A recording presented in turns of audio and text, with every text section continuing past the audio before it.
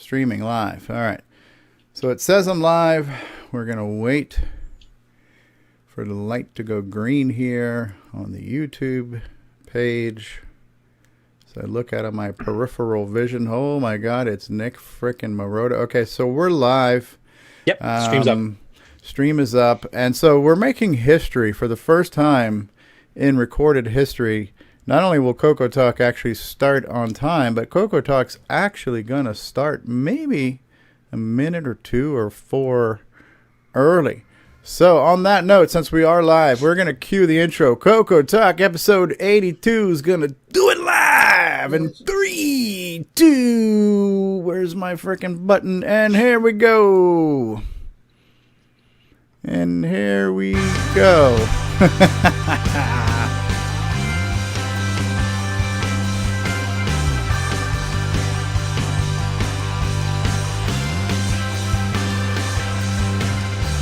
This is CoCoTALK, the world's leading live talk show featuring the Tandy color computer. Streaming live on YouTube and Roku, available as a podcast and enjoyed the world over. And now, here's your host. Good afternoon, everybody, and welcome to CoCoTALK, episode 82, where the fun never starts, but we are here. We're queer. Deal with it. Or that's a different show I do. But we're here on CoCoTALK. Thought you're trying hardcore sell that for a second. Yes. So we're here. Let's see who we have in the live chat already. Because before we even press the button, and my Coco cat just joined us. Before we pressed the button, Frank, we had 11 people waiting. So Mark Overholzer said we're almost getting ready. Nick Marotta was here. Hello, all, and Chad Edward Cunnington was here. Nick's neighbor, Curtis Boyle, and Chad, and Nick, and Chad, and Mark Bosley back 3 weeks in a row. Ken Reichard. Ken make it. Best known as the brother of Jason Reichard is here. Al Hartman says, hey, is that Nick frickin' Marotta? It is. Rob Inman is here saying, let the suffering begin. So there we go. We have people have already been very chatty Cathy going on here on the YouTube page. And on the panel, we've got all kinds of people here today. So let's just start off by introducing everyone. In my top left-hand corner from, Canada, Mr. Gooday himself. Not Gooday, but how's it going, eh? Mr. Curtis Boyle's with us. How's it going, Curtis? It's going good. Hello, everybody. All right. We have with us, friend of the show, not on off enough, but Brian Weisler is with us. Hello, Brian. Hello, all. Hello. We've also got with us that Apple guy, Mark D. Overholzer. How the hell are you? I'm doing great. Glad to be here. All right. From down under the thunder, Mr. Nicholas Morentes. Good day, Nick. Good day, everyone. All right. And we have a friend of the show, friend of Curtis Boyle, a co-creator of the Nitrous 9 project, a guy who helps out Curtis when he burns his hair with curling irons and screws up his iMac. Bill soldering Noble. Iron, not curling iron. Curling iron, soldering iron, whatever. Well, you had a mullet. Who knows what the hell it was. Bill Noble, how's it going, eh? Oh, we're doing good here. Hey, thanks for joining us again. It's been a while, a long time. Glad to have you. It's been a while. We had the creator of Audio Spectrum Analyzer with us on the program today, Mr. Steve Bjork. How are you, Steve? Hey, how's everybody doing today? We're if we were doing any better, our name would be Nick Marotta. Speaking of, Nick Marotta is here. How's it going, Nick? Hello, how are you? Doing good, Nick. And we've got not one, but two shining pretty faces live from Tandy Assembly. Jason, the CoCo Man Reichard, and Grant, a.k.a. Greg Leedy. How you guys doing? Hey, pretty good. Hey. Hey. It looks like you're in your room. Yeah, I'm heading down there right now. All right. What, are you just waking up, taking your beauty sleep there? Oh, no. Just got back from lunch from Big Boys.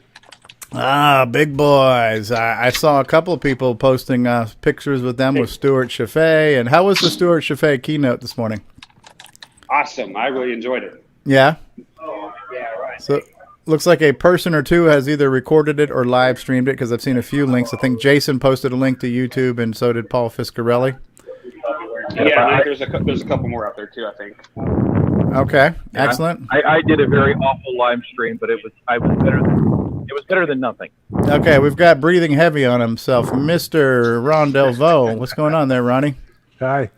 Just got done running a marathon? No, just ran in from having people over. Welcome to the program, Ron. We're not used to not seeing you on Mission Control. in Mission Control there, Yeah. Excellent. So good. I'm glad we got a couple of boots on the ground here at Tandy Assembly so we can get a peek of what's going on here for those of us who were unable to attend. Now I know what it feels like, right? For everybody else that says, man, I'm so happy when you live stream CoCo Fest because I can't make it. Here I am on the outside looking in, and it's nice to have somebody do that. And, and it's nice and quiet there, too, it seems. Is that Max Jackson wearing his orange shirt there? Maybe. Good question. I think that's Max Jackson. That's fine. Oh, here we go. Walk around and say hi to some people for us. And let's try not to get motion sickness here. Uh-oh, I think we're going to cross. Oh, man, we've got some inception here. We've got Jason pointing at Greg, Greg pointing at Jason. All right, whatever you do, don't cross the streams, guys. We just switched positions. No, I'll follow you. Oh, this keep rotating at 360 degrees. We can start some type of centrifuge of video inversion And going then on after here. that, you two walk side by side, and we can actually have a 3D view. You just gotta blink your eyes and.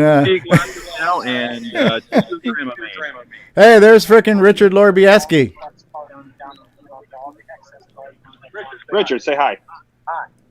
Hey, Richard. Everybody says hi. We got Richard from the side. We got Richard from the We're front. live on CoCoTALK. Yeah. Yeah. Put on your glasses now. Oh, there's Eric. There's Eric. Eric, why not Canales? Eric. Did Eric get a haircut? Brought to you today in double vision. Yeah, and double stereo, complete with sound loop and all kinds of stuff going on here. So maybe if you guys are gonna be close together, maybe one of you mute your microphone so we can get one audio input. Here, I'll mute mine. All right. Okay, there we go. Radio Shack computers. Oh, there's the Mi's and the Me's and the Mooses. And, So how? Steve, you should zoom up the screen for the viewers, too. yeah, that would be maybe best. We got Jim Brain here. Hold on, let's make Jim. Let's make Jim's video feed as big as his ego here. So hold on 1 second here. Traitor. Oh, I have to transfer the 4K TV for that. Yeah, here we go. All right, so now the video feed matches Jim's ego. Hey, Jim, how are you? He says, "Hey, how are you?" I'm here. Hey, do we get to troll Jim for once? Oh, we're gonna troll Jim now. Yeah, I've seen better banners at Goodwill shops, Jim. I don't think that's his banner. That was here before. Oh, okay. I don't see Oh, color. that's like my banner. We're taking bets on how long it stays before it falls off the wall again. It usually falls off about every hour. I'm just down here from Jim Brain. Got the Coco Man banner duct taped to the wall, and I think it was about 2.5 hours before it fell down. So You spared no expense on that duct tape. I can see it there too. That's premium duct tape. I didn't even buy that duct tape. I got that from oh boy, somebody else had it. I'm terrible with names today. Some homeless person on the street. Yeah. It wasn't that, but it was Paul Fiscarelli. There we go. There you go. And we got my booth here, and we have running the Rick Adams bomb threat right now with the new product for Tandy Assembly, which is the Wallaby cable, the dual RGB cable we have right here. And so we're running a CM8 and a CM8 and a switcheroo at the same time off the same CoCo 3. There we go. That's a new product, huh? That's the new product. That was the new product. Yeah, that was There we the go. closely guarded secret. There and we go. right next door to me we have Cloud9. Cloud, the number 9 technologies.com. So I what see does he Tony got? there. I don't. Yeah, Tony's here. I don't see Mark right now. Maybe he's out to lunch. I don't know. Okay, so he's got pictures for his triad and other things. Yep. Which is nice. Yep. Triad. Yeah. There's Tony Pedraza, now Yeah, vice there's- president. Brian Goers. Hey, Brian. Tony Steve says hi. Everybody wave. Some representatives of Glenside there, and there's Richard Chrislip. Hey, Richard. Hello, Richard. Yeah, they can't hear you. They can't hear me. Okay. Yeah, because I'm on an earpiece. If not, I'd probably get like a loop. Okay, so that's Randy Weaver. Oh, let's see get a close up of this Dino War thing. This looks Yeah, awesome. This big Dino Wars poster they have here. It's set up in the corner. Who made that? That's amazing. Oh, there we go. We can have Grant Lady there for size. I'm not sure who did that. I'd have to ask. Ask Grant to go roar. Tell him to get back over there and roar. Get over there and roar, Grant.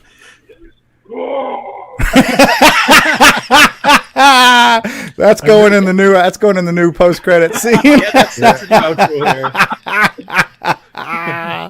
Hey, we got Brendan Donahue and CoCo VGA. Hey, Brendan.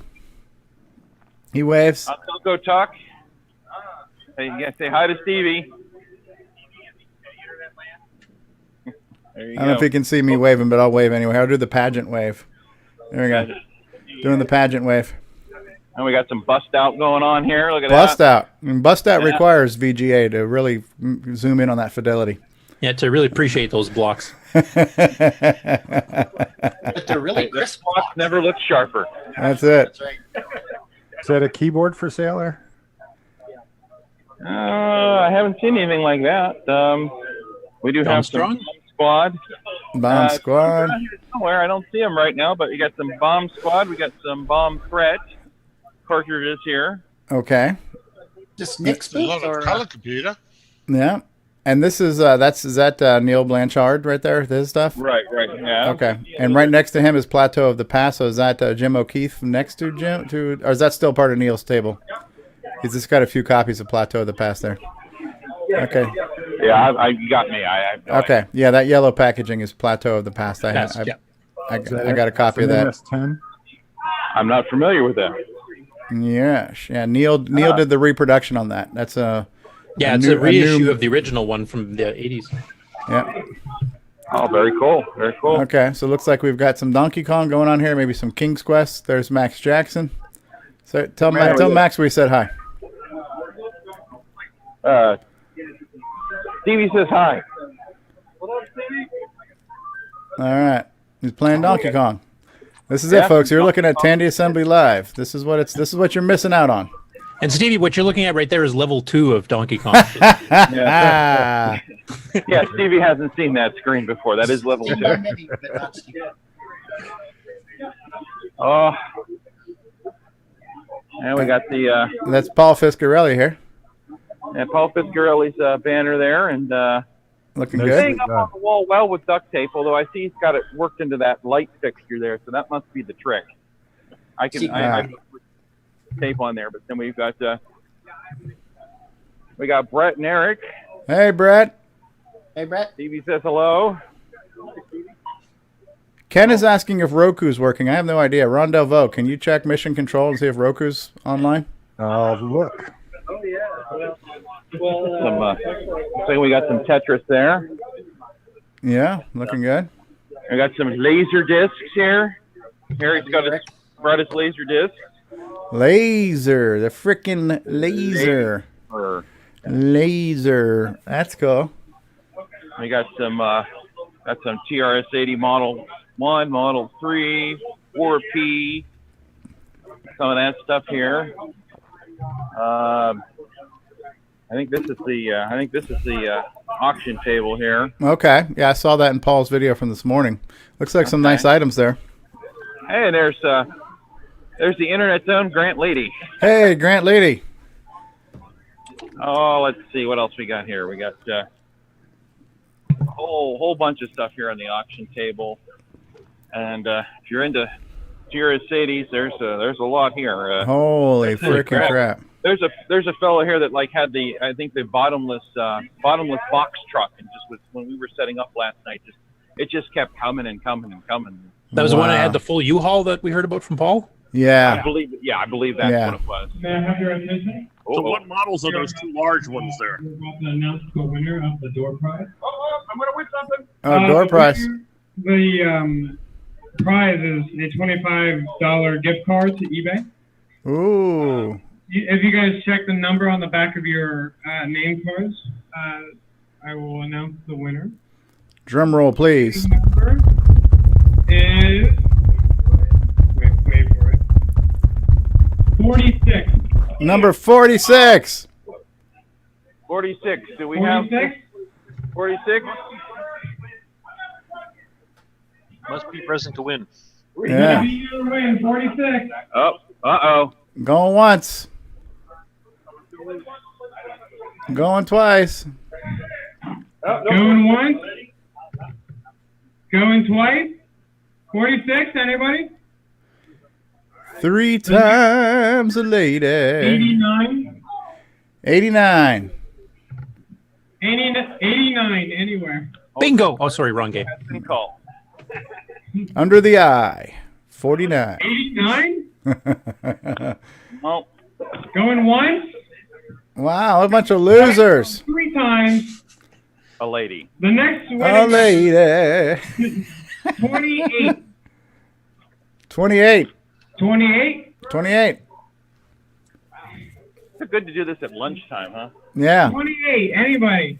How about just show us what number you got? You, sir, on the front row. What number do you have? Check the back of your name cards. 28. Oh, And is the prize David Ladd by any chance? oh, there we have a winner. Oh, we have a winner. Ian. It's Ian. Ian Maverick, your neighbor. There you go, even Maverick. Say hello There you to go. Stevie. You're on CoCoTALk. Hey, Stevie. Good being here. Hey, tell Ian we're going to be showing off his CoCo Max adapter today. Okay, guys. We're going to show off the CoCo Max adapter today, Stevie said. Yes, I've got one here. You can show it off anytime. Wonderful. We have a few more drawings later on. So Just need a go have a couple chance. to set up a way, but probably find one. Sounds great. Excellent.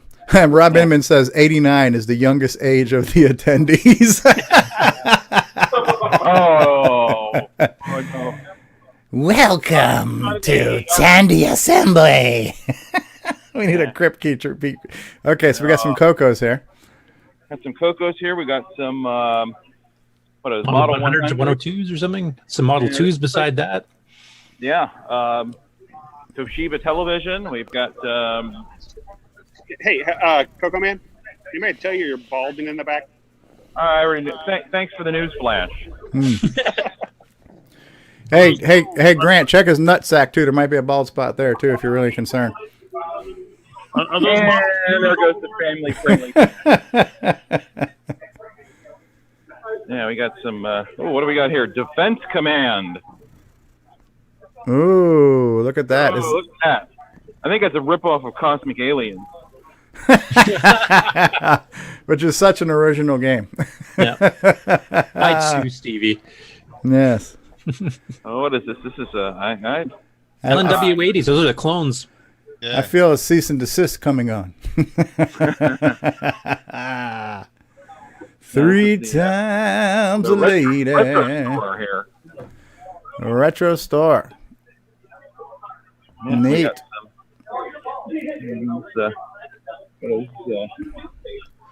Model 3, okay. I'm not really familiar with a lot of the TRS. Now, you were not there last year, were you, Jason? No, I found out a week after it happened. Right. Ask Grant how he would say this stacks up to last year. I would say it looks good. I mean, it looks like you got a lot of exhibits. You got some good number of attendees there. I would say that this year the facility is a big upgrade compared to last year, and I would say we probably are about the same amount of people as we did last year's too, probably about 70, 80 people. Okay. So it's a pretty good turnout. Yeah, I would definitely call this a success. So great job, Tandy Assembly event coordinators. We have a lot of new faces here. This is Curtis's DOS here, L DOS. Yep, we're still here. Exactly, right? L Curtis DOS. That's a good name. I'll have to use that for the next version of Nitrous 9.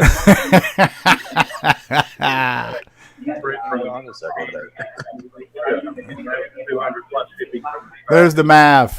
I bet you he's got a real Australian accent too. Oh, not like that Nick Morenci. Yeah. And he was the best dressed guy last year too. He had a full suit on, suit and tie, coat, the whole 9 yards. Oh yeah, look at that. I guess he's trying to class up the joint. That's it. Yeah, Yes. somebody has to. Yeah. DOS Plus. Look at that. Geez, what name am I going to pick? That's the follow-up to the predecessor DOS Minus. So this one had a lot of positive additions. L. Curtis DOS Plus sounds good. Oh, we got some green bar paper here. Ooh. DOS Sharp. DOS Sharp.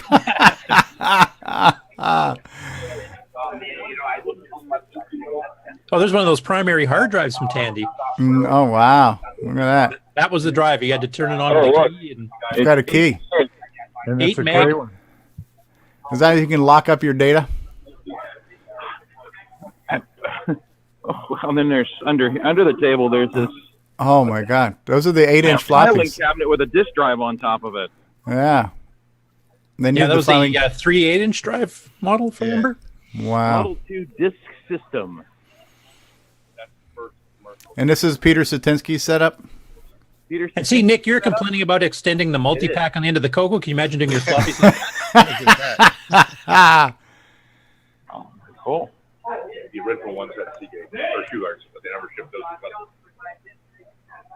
Hey, and there's the internet's own Grant Lady. Yeah. Tell Grant I really miss not being able to snuggle with him this weekend. He heard you, unfortunately. That's why he got that big grin on his face. And what do we got here? We got we got the Trash Talk podcast. Nice. It's Model 4. It's white. Oh, Gorgeous. got some. This is Peter Bartlett's setups here.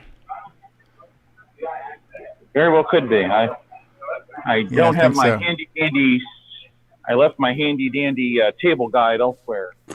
There's a working 2000. There's Bomb Thread again. Yep, Bond Thread again. I'm running that on my right now. But yeah, this is a Looks like a 2000. 2000. Yep, model 2000. Yeah. Oh, look, and it's even got a. It's got a floppy disk protector in it. Oh, it's got a vacant bay. This thing's ripe for expansion. It's cavern. Yeah. Yeah, there's room for expansion, and Yeah.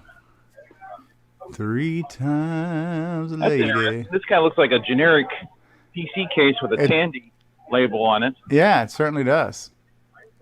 and that's interesting. I don't know what. Yeah. That must be one of the later ones back. That's about as generic as it gets right there. It's a Tandy 2 million. 92 million. That's what it's selling for on eBay. Now this is what? What is Ross 3? I don't know what that is. That's a new one to me. RDS 3 microcomputer. I'm RDS. For those 8-inch. It's like a Model 2 keyboard or something. But maybe that's an O. I can't tell. Is that an abbreviation for Radio Shack? Radio Shack? RDS? I don't know. RD. Is that an 8-inch drive? It's a branded unit. Okay, it's a brand. So it's like a TDP 100. It's a branded unit. It's not a, I would say. So Malcolm was here, and he was telling that if you had a, I don't know what RDS. is that like a Model 2 clone? So like a Model 2 clone, or? It's got a catalog number and it's got Tandy on the back. Oh, let's Catalog take. number is 71-0101. Okay, John Lowry says it's a Model 2 for sure. Units that if you had enough money, you could get Tandy to manufacture the unit to with your model number and whatever. And that must be the company name. It probably sold with some accounting software or whatnot as a turnkey system. Remember back in the day, the Tandy 10, that was you didn't even buy it, right? We had to lease it. So this is kind of probably the same idea. You probably leased this from the company, and it came with the software for it. That's probably how. Interesting. I kind of missed the. Yeah, this is Did we cover Jim's booth? I think we kind of missed that one. There's Eric. Why not Canales again? Hey, Eric with the fresh haircut. There's all the returns on the table. No Diet Dr. Pepper there. No Diet Dr. Pepper to be found. Oh, somebody stole it. Is that one of his 8-port multiplexes going on there? 8-port multiplexes. Corbin Dallas multipass. There it is. He's got an. Yeah, with 2 plugged in the side and 4 on the top. Look at that. Look at that. Look at that. Look at that. Look at that. Ooh. David would be in heaven there. Oh, Coco Mem. It's loaded. Fully loaded. Fully loaded. That's a Model 4P. 4P. I'm guessing P is for quote-unquote portable. Portable. Yes, luggable. And so portable means it's a heavy computer with a handle. And the keyboard tucks into that little slot. Yeah. Right. The keyboard becomes like a screen cover, right? So. Yeah, we got some miscellaneous soldering going on there, and then we flip back over here next to, there's Richard again, but we'll go up here in the middle, and got some things going on here. We got Richard's display, and running a switcheroo and a Wallaby cable, because he's got the switcheroo and the CM8 running but David had CM8 that was not broken when it got here. Ah, nice. Well, it's even got a cover door and everything. I know. I mean, no, it doesn't, and now mine does. I mean, I tried that. I could not pull off that Jedi mind trick. Yeah. And this is the not on right now, but this is the Tandy Vision. Yeah, it's right belt setup. Yeah. Right, and rebranded. I thought it was interesting. I guess he's trying to see how many things he can daisy chain off this thing. Yeah, look, it has a keyboard. It has keyboard attachment that I never knew even existed for the Intellivision. I guess there's not a lot you can do with it, but it's there, and I think it's even must be the IntelliVoice with the genuine imitation wood grain paneling. Yeah, and what's that in between them? What's that big wide thing between the IntelliVoice and that? This is what the keyboard hooks into. Oh, wow. So that must be the computer upgrade. Yeah, he said it wasn't it wasn't a lot you could do with it. And I don't see the fella right now, so I can't really ask. Okay, that's a Reitveld, Henry Reitveld, yeah. Reitveld, okay, I've seen, or better known as sent from my phone. Sent from my phone, yeah. So yeah. So Nick, quit complaining about the multi-pack. Did you see that? Yeah, I know, they're ugly, aren't they? Yeah. Hey, look at MC10. It's got a better keyboard. Don't insult that unit. You see that thing back in '84 when I went to CoCo Fest or Rainbow Fest? They had one that somebody put a CoCo in it and made one of those things. They did a CoCo repack using that keyboard? Yeah, using that. Interesting. Hey, look at CoCo 4. CoCo 4. A prototype. There's more of the truckload of goodies. Yeah. In the middle there, and we come around. Oh, and it looks like another Cosmic Aliens ripoff here. Yeah. Look at that. I think there's going to be a cease and desist. Another cease and desist. That's Galaxy Invasion. Yeah, I was just going to say that's a Big 5 one, isn't it? Yeah. Galaxy Invasion. Yeah, look at that. This one is that programmer from Big 5 there at all? Yep, it's from Big 5. Yep, there it is. Isn't there one of the programmers at the show? I think. Oh, I don't know. That's a good question. Is this your game or? Not my game. I wrote the emulator. Oh, he wrote the emulator. He was there last year. Live on CoCoTALK. Yeah. What is the emulator? I guess he's working. Another announcement. Speakers Arno Pooter and Sasha Haberlin are doing a presentation to building an extension card for the CRS-80, lessons learned from the retro store card in the room next door in 5 minutes. There you go, Stevie. You got 5 minutes to get here. All right. Okay, so we have somebody in the live chat named Ryan Gavigan saying that it's a European version of the ECS for Intellivision, that box with the keyboard. He said it and the Australia one were the model after Intellivision 1 and the U.S. Very cool. Yeah, neat Very stuff. Cool. You can venture through here. Does Brett Gordon have a display? I do not believe Brett has a display, but there is. Yeah, so he's just there. He's just displaying himself. You don't have a table, do you, Brett? Okay, there you go. There you go. You heard it here first on CoCoTALK. Brett. Is this CoCoTALK the dumpster fire? The dumpster fire. Dumpster fire. We got to dance. Ladies Hey, we and got. gentlemen, please hold your applause. Yeah, we got some more clips for the post credits now. We got Richard dancing too. We got Greg roaring and Richard dancing. Roaring. Yeah. We got a bunch of books. Oh, we have the complete Rainbow Guide to OS9. Oh wow! If I ever find myself low on toilet paper. We Return. can have a graphic of the dancing demon morph into Richard. Yeah, right. Oh! Here we go. Here we go. We have a The toilet paper 10 printer. Toilet paper 10. slightly incomplete. Well, it has a tint to it. Oh, that's what we call a patina. That's the Tan Mom edition. So Retro Bright is your friend. yeah. Oh. What we got here? We got we got a big. Well, it seems pretty light, but there's at least a box for a big calculator in here. Yeah, big. That's a what's it called? BAC, big ass calculator. Yeah. There you go. How much do they want for that disc video interface for a Model 100? I have no idea. See it on top there? Where was that? That was It's in the box on top. Right beside the printer interface. this video interface. I have. Model 100, right? It appears to be empty. It's probably on so display it's on somewhere. display. Yeah. It could be. That was a doohickey you plugged into it and it attached to like an 80-column composite monitor, almost turned it into a PC. Hey, have you ever noticed sometimes on eBay they'll sell those boxes? Just the boxes? Yeah. Oh, yeah. Yeah, but it's a vintage box. $30. Yeah, it's a vintage box, so it's worth something. Look at that cassette player. That is vintage.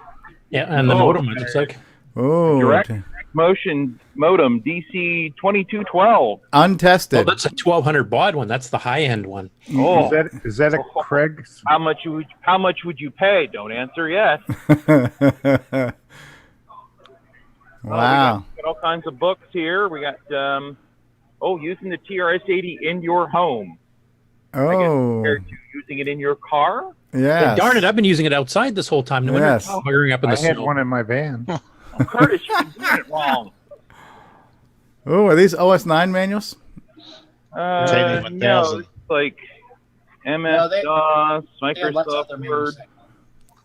Hey, Ron, can you work the camera for Jason, please? Oh, you want me to work the camera like Ron?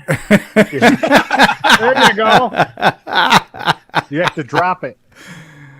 Oh, drop it? Okay. Enough of that. We're going to make everybody seasick. You need Hey, to my drink more, hands Jason. are still, my arms are still tired from holding up my phone for that whole Stuart Chaffee keynote that I streamed live to YouTube. well, thanks for doing that. We'll have to watch that later. Yeah, how did it go?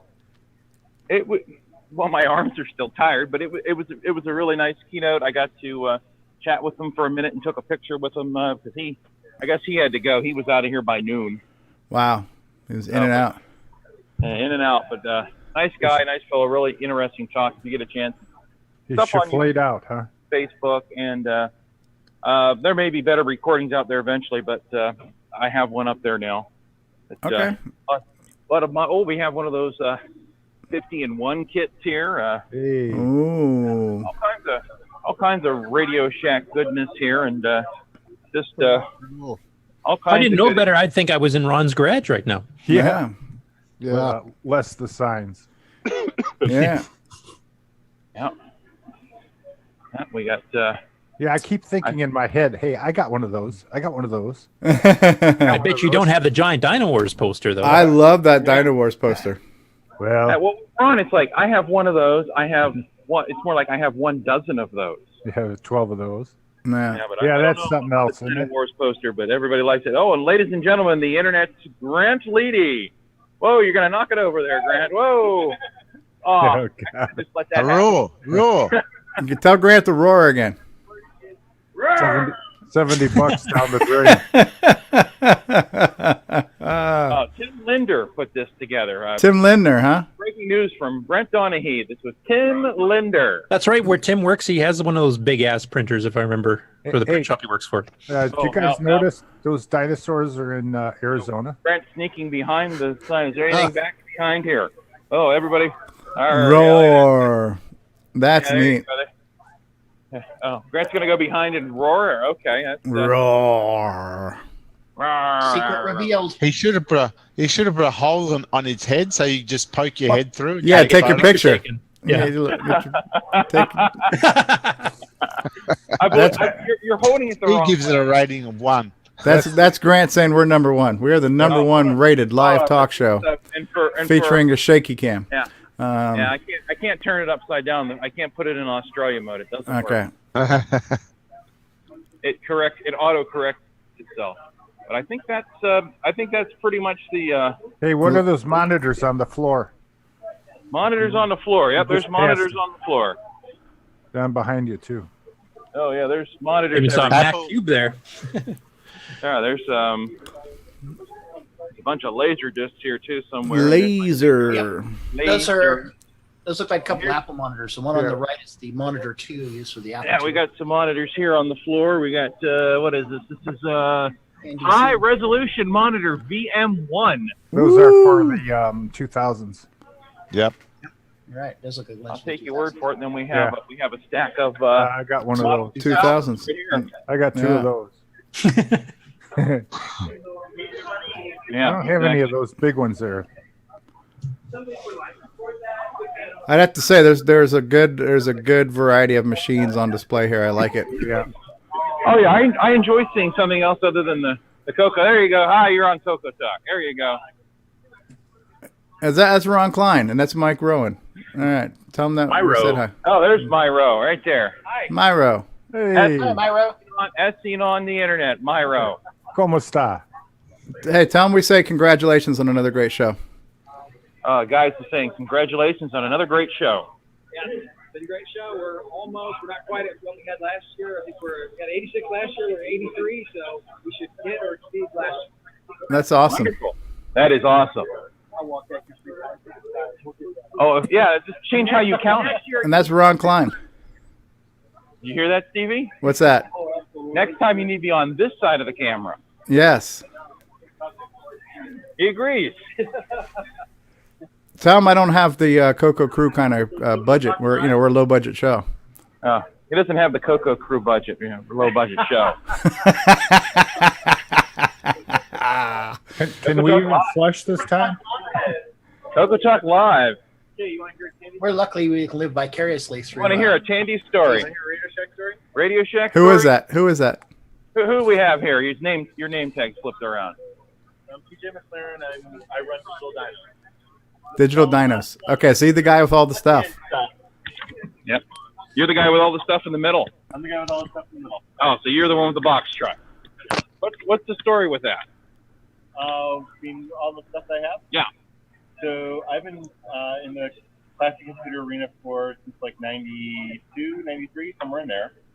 And somewhere around 2003, I decided that I needed to sell something. So one of the things about collector's is, of course, you have to buy everything, right, to get that one thing. And my wife at the time, my new wife at the time said, hey, you can't store everything, okay? It's like you can't collect them all, right? So what I decided to do was to take the one thing that I wanted and then sell everything else, okay, which is what we want to do. Right. So I tried to be nice about it for what I was going to sell. So all of this stuff is all my duplicates or things I'm not interested in anymore in Tandy. That's where all this comes from. Everything here has a little bit of a story to it. So you want to talk about the story? Let's do that, yeah. Which story are we going to hear now? We're going to hear the CoCo story. Okay, now did he say his wife at the time? Does that mean his wife is that person is no longer his wife? I think so. You have a different wife now, and not your wife at the time. I still have the same wife. Oh, okay. Yeah. Okay. So I had a friend named Jim, and he had some color computers, and he was no longer in the color computers, so he gave me this free. So that's where my CoCo trees came from. And then all of these, as you can tell, like, see where it's kind of marked, and you have like a mark here, and see what this mark is? See that guy? It says Let's peel the sticker back. See that, Mark? Right. So $8.98. all the CoCo 2s here come from thrift stores. Wow. That mark came from what was it called?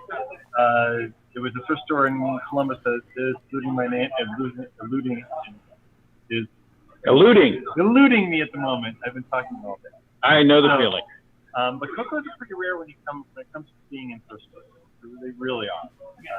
But these guys over here, these original CoCos.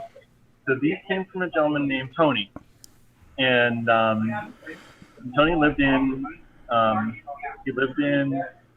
Chicago, and Tony Pedraza? He was Tony Pedraza? No. I don't even know if he's alive anymore. Okay. Tony. So Tony came. Soprano.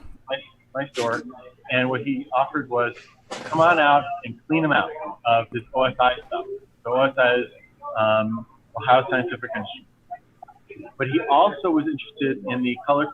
He was also interested from OSI. They switched over. His company switched over to Tandy, and he did Tandy for the Model 1, for the Model 2, and also for the CoCo, and they built software for it. So Tony gave me a whole bunch of Tandy color computers and SPA. Not necessarily a Radio Shack story, but It is a good story. Thanks for sharing. You're welcome. So that was a Tony Soprano owned CoCo, is what he said, right? A fellow named Tony. I don't think it was Tony Soprano, but it was. Okay. Great story though, but yeah, I think that's about the whole loop here. I mean, right. I can. Yeah, well, give your arms a rest. Sit down, Jason. Give your arms a rest. Put the phone down and just talk to us on voice if you want. But get your. Oh, there's a Model 102 right there. I think, nice. I can give you a quick glimpse of the forum room here. Let me. Is that the back of Greg's head right there? Ladies and gentlemen, the internet's Grant Leedy. It's Greg, frickin' Greg. Freaking Greg, yeah. Oh, this is the speaking room. Mm-hmm. This is where the celebrities hang out.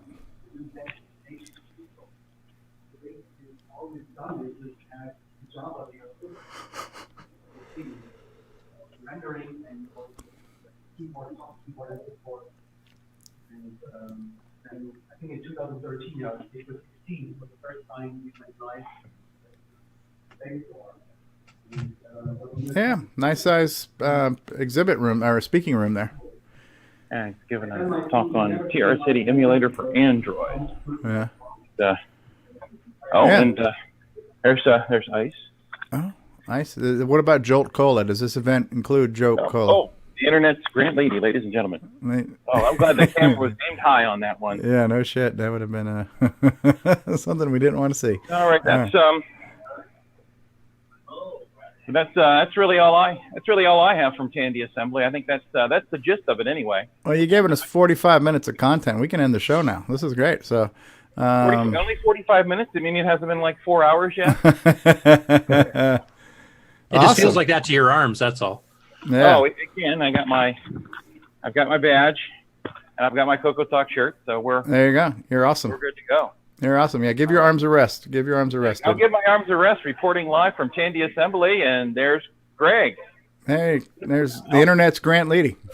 Yeah, ladies and gentlemen, the internet's Grant Greg live from Tandy Assembly. That's awesome. Thank you, Jason. I can't thank you enough. Appreciate it. I'm Thank having you. a Yes, blast, you're too kind, and thank you. Wish y'all could be here. Yes. Awesome. All right. Well, we've had a few more people show up on the show now, too. We've got, what's his name over there? David Ladd. All right, David. Paul Barton has joined us. All kinds of people have joined us here. So, excellent, excellent. Thank you, guys. Good stuff. What do you guys think of that little tour of Tandy Assembly? It was cool. I wish I could be there, too. I think it was a success. They pulled it off. That's good. Yep. I didn't have any reason to doubt them, but it's nice to see that it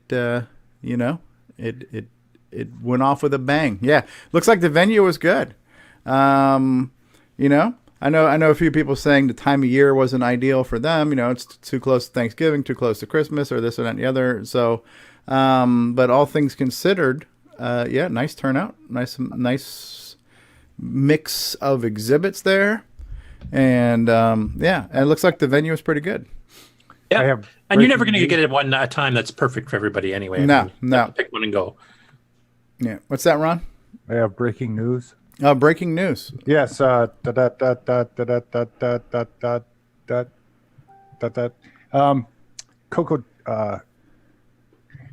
TV is not including our show at this point.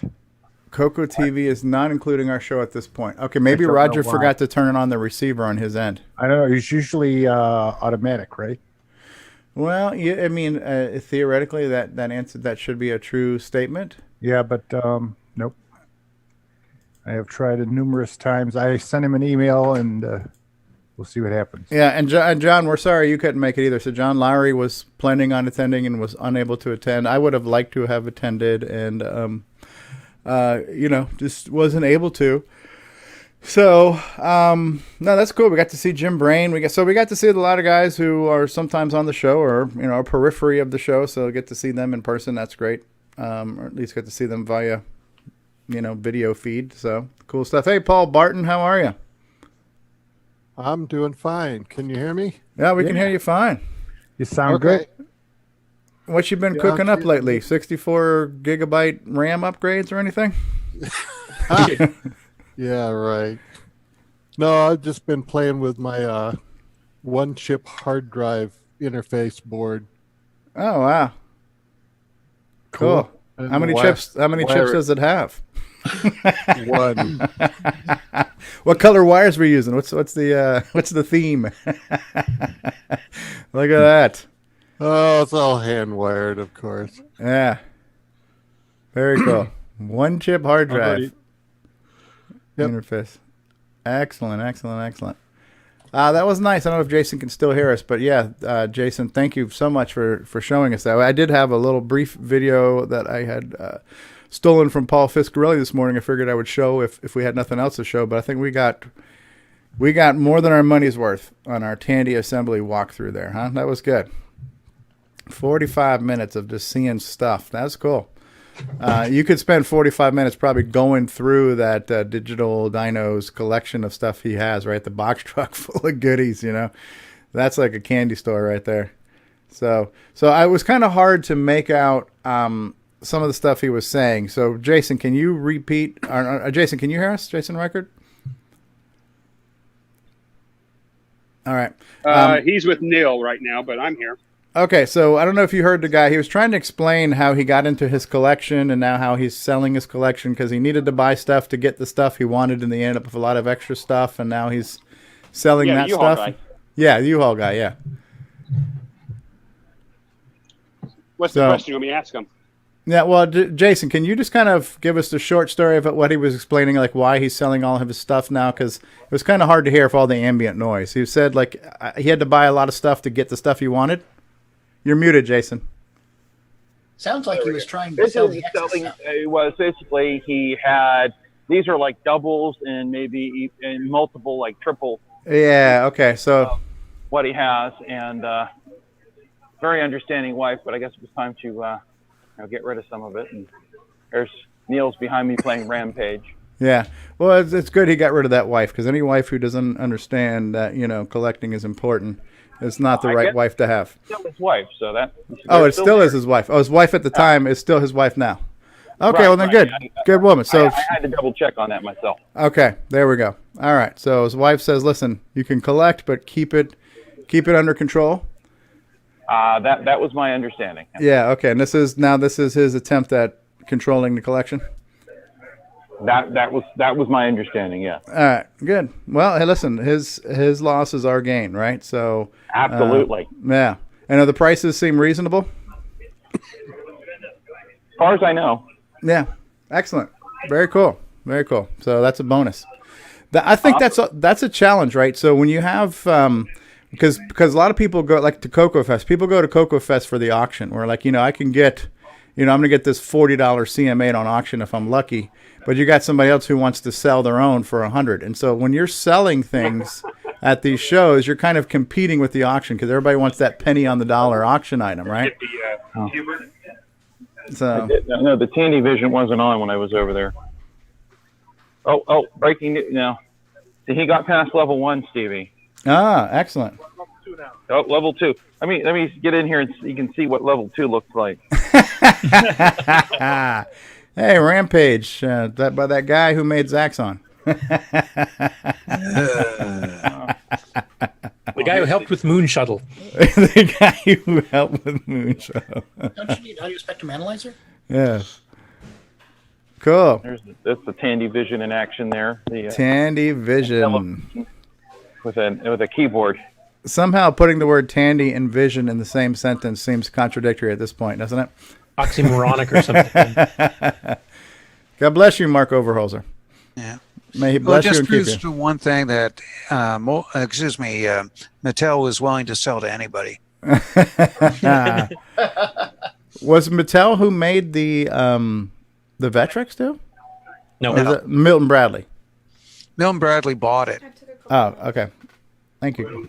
Got a couple of nuggets here. Oh, they're hot. I'm good for now. I can't hold. Do you want me to take the whole plate from you? Yes. Oh, I wasn't sure. I thought you were asking me to grab one. All right. No, this is your plate. This is my plate. This just in, folks. Hot McNuggets. All right. This segment brought to you by Fresh Nuggets. Thank you. You're too kind. Rob Inman. Fish. Yeah. Rob Inman says, creator of color computer artist. We're going to add that one to the... All right. Cool. All right. How about we do this? How about we take a break, huh? Everybody need a break? Sure. Oh, definitely. All right, we're gonna take a break, so we're gonna run some commercials and we'll be back. Thank you, Jason Reichert. You are too kind, and we'll be back in just a little bit. Steve Powell's here. Hey, Steve.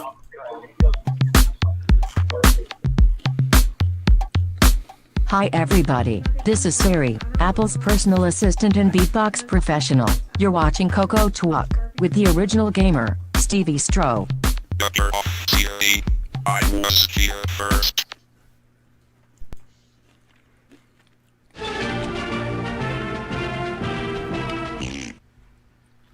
What's going on, everybody? Stevie Stroh, and I want to say thank you for continuing to watch and listen to CoCoTALK.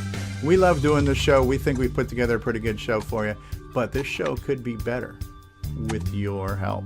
So if you would like to send a feedback, a comment, a suggestion, a show topic, or maybe even your own little segment or bumper, then send it to us via email to CoCoTalk@CoCoTalk.live. This show would be nothing without you.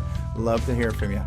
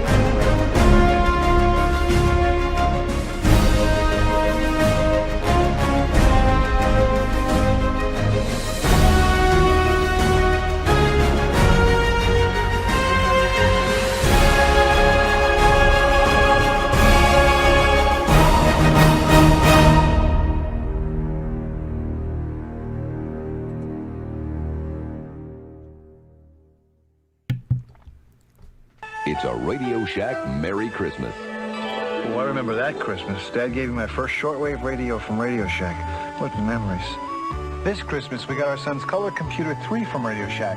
It hooks right up to our TV and was on sale for less than $130. The Color Computer 3 makes learning fun. Jimmy even lets me use it for word process when he isn't playing computer games. Lucky I still got my shortwave. Save $70 on the sale-priced Color Computer 3, only at Radio Shack. We now return you to CoCoTALK. And we are back. And with us on the panel right now is still L. Curtis Boyle, Mark Overholzer, Nick Marotta, Paul T. Barton, the internet's own Grant Leedy is with us, Brian Weisler, Jason, the Coco Man Reichert, the maker of the Switcheroo, and the Wallaby Y cable. We've got Ron Delvo, we've got Nick Marentes, good day, Steve Bjork, Bill Noble, and David Ladd. All right, so we're here, and we're another exciting episode. John Lowry is in the live chat. Yeah, says, what a great deal, CoCo 3 for $129, right? So we've had a lot of people in the live chat today. Let's just go back and say hi to some of them. Mark Overholzer, Nick Marotta, Chad Cunnington, Nick Marotta, Mark Overholzer, Ken Reichert, Mark Bosley was in the live chat, and Al Hartman's out there from Jersey. How you doing, Al? Barry Nelson was on with us briefly. Hey, Barry. Hello and goodbye. Ken Reichert, Jason's brother, maker of fine commercials as well. There's Greg. Hey, Greg in the background. Hey, Greg. John Lowry is here. Rob Inman is here. James Jones is here. Hey, James Jones. And who else is here? John Lowry, Rob Inman, Mark Overholzer, John Lowry, Mark Bosley, Ryan Gavigan, I can't read. Game Over came in. Pronounce your name. Yes. Pronounced correctly.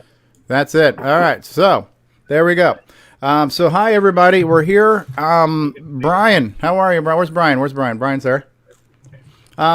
We didn't go over project updates and acquisitions.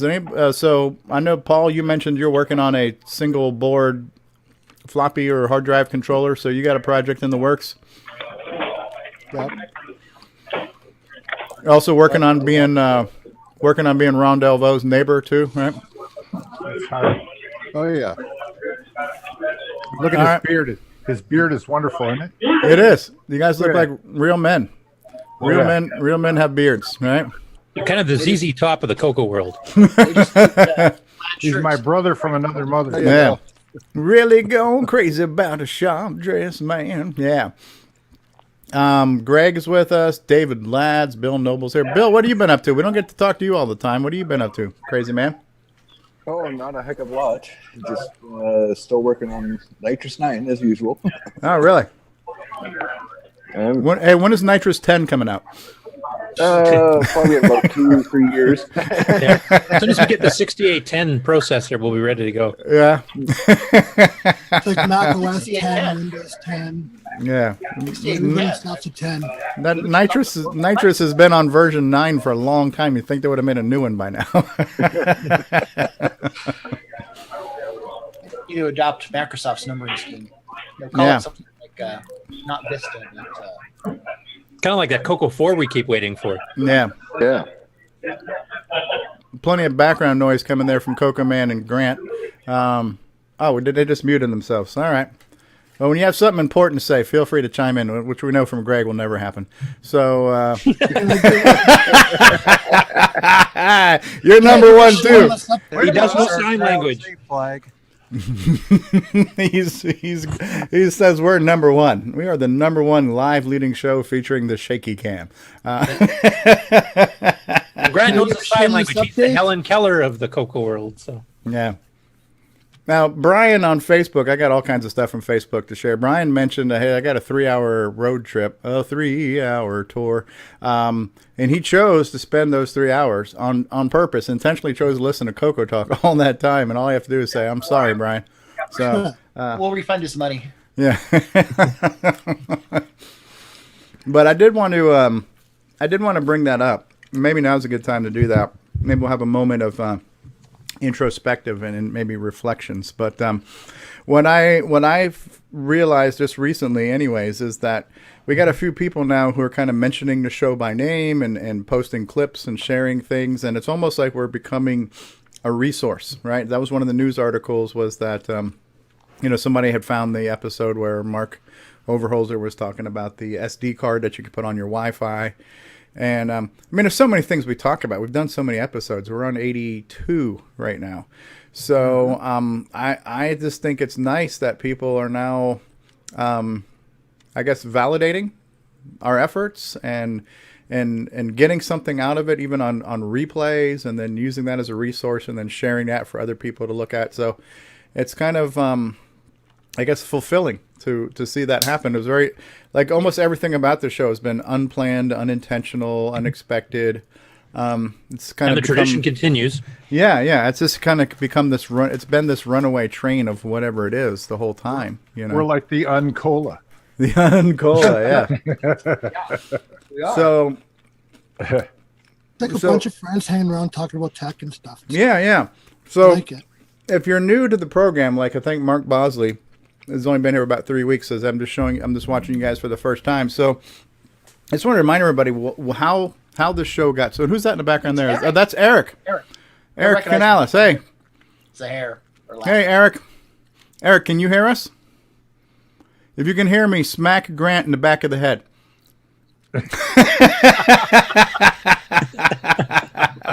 I can hear. Okay, I'm thinking to you. If you pick up my mental telepathy wavelength thoughts, please smack Grant in the back of the head. It's not working. Not working. All right. So, yeah, I mean, the show started, was there like around March of 2017, and we were getting excited for CoCo Fest 26, right? And so at that time, I was mostly doing just YouTube videos of CoCo games, and every now and then I did a live stream. Every now and then I did a little and interviews, and every now and then I did like a live stream marathon of some CoCo games, right?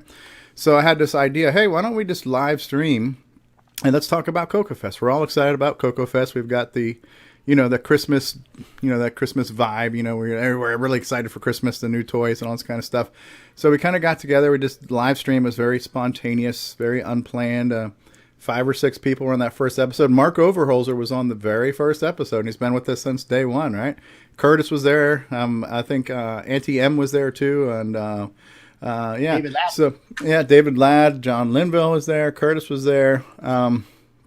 A handful of us were there, and we were just kind of just talking about stuff, and this was cool. You want to do it again? And we did it again, and I think we did it for about 4 or 5 weeks, which led up to CoCo Fest. We did some live streams from CoCo Fest. We did like a CoCo Fest wrap-up show, and then where do we go from here? And that was now 78 episodes ago. So it's just straight downhill is where we went. Yeah, so everything about this show has very much been this kind of an accidental success, if you will, if you consider it a success. But whatever it is, it's just been the perfect storm of all these chemicals and chemistry and reactions and protons and neutrons and electrons and stuff, and it all kind of came together, and here we are, So and this is like my favorite part of the week is listening to you knuckleheads, And strangely enough, we average about 25 or 30 people that watch along with us. Yeah. And another thing I liked about it too was, because I think a lot of us, we all got our start listening to the CoCo crew. The CoCo crew kind of what inducted us into CoCo Fest and the community and letting people know what's going on with projects. And so I think the challenge with CoCo crew is only being once a month. Once you've listened to that episode, now you got to wait 29 days. It's like, what are we going to do for the next 29 days? Well, we started to create kind of like filler between those shows. So we had something to talk about and something to some people to talk to and some things to listen to in between CoCo crews, So that was nice for me because I hated having to wait another month for another episode. Yeah, and we're also kind of continuing the tradition, and Steve Bjork, you can probably give the details because I think you have it hosted on one of your sites there, but we had that little CoCo chat that everybody would call into just on audio Skype and, chat, and we did that for a few months, didn't we?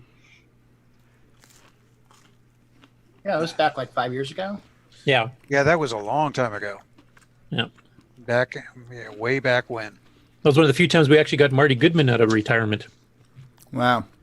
Yeah. Oh, is that Paul Fiscarelli? Fiscarelli, yeah. Hey, Paulie. Yeah, he says hello. How you doing? You're on CoCoTALK. There's Stevie Stroh. How you doing? How you doing? We're doing good, Polly. One thing to say. What's that say in the back of his shirt? Real men do it retro. Excellent. You guys been streaming? Yeah. Oh yeah. Yeah, we already made the whole loop. Cool. Good stuff. Ask Paul if he's got anything he wants to update us on. Nick Marotta. Hey. You got your name mentioned, Nick. Tell Paul you checked the video stream about an hour in. Yeah, Davey Mitchell says that was back in the old days when Skype worked. When This Skype, is true. The retro Skype, right? So, so yeah, I guess I will just start off the discussion by saying, it's been a fun, wild ride, unexpected ride, and a lot of things have happened, and I think the show continues to grow and evolve and take its twists and turns, and it's a ride I hope doesn't end.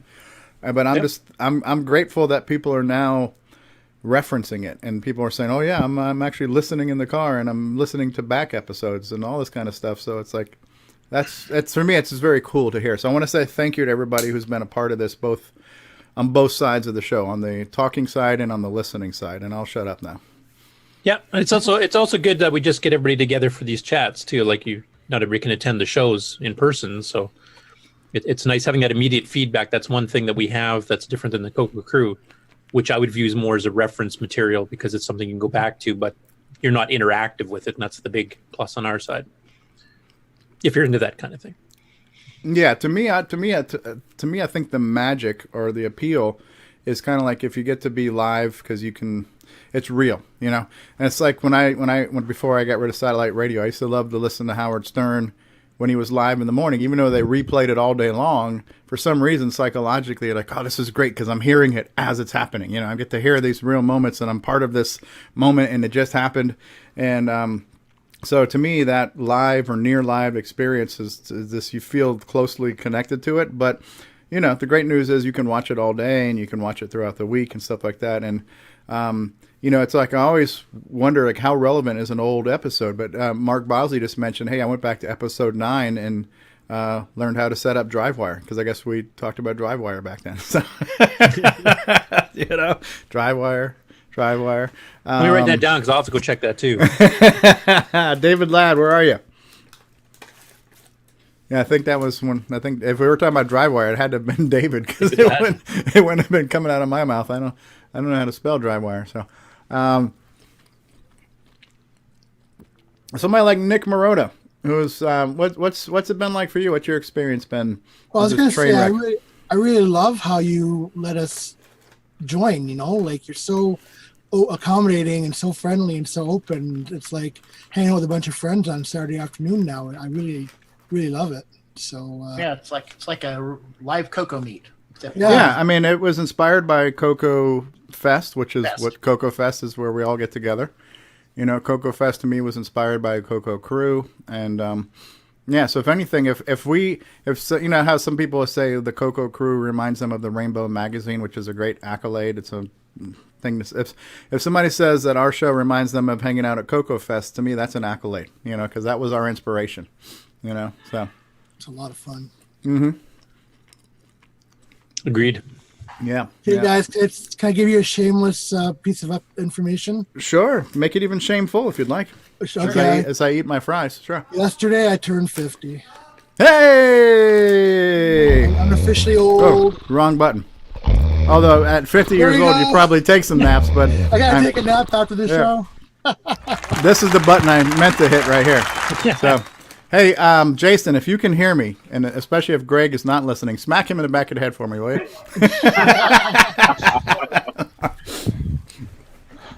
I'll let you do that next time. Greg, frickin' Greg back there. So how's the vibe there at Tandy Assembly? Is it cool? Everybody hanging out, having a good time? I think so. Yeah.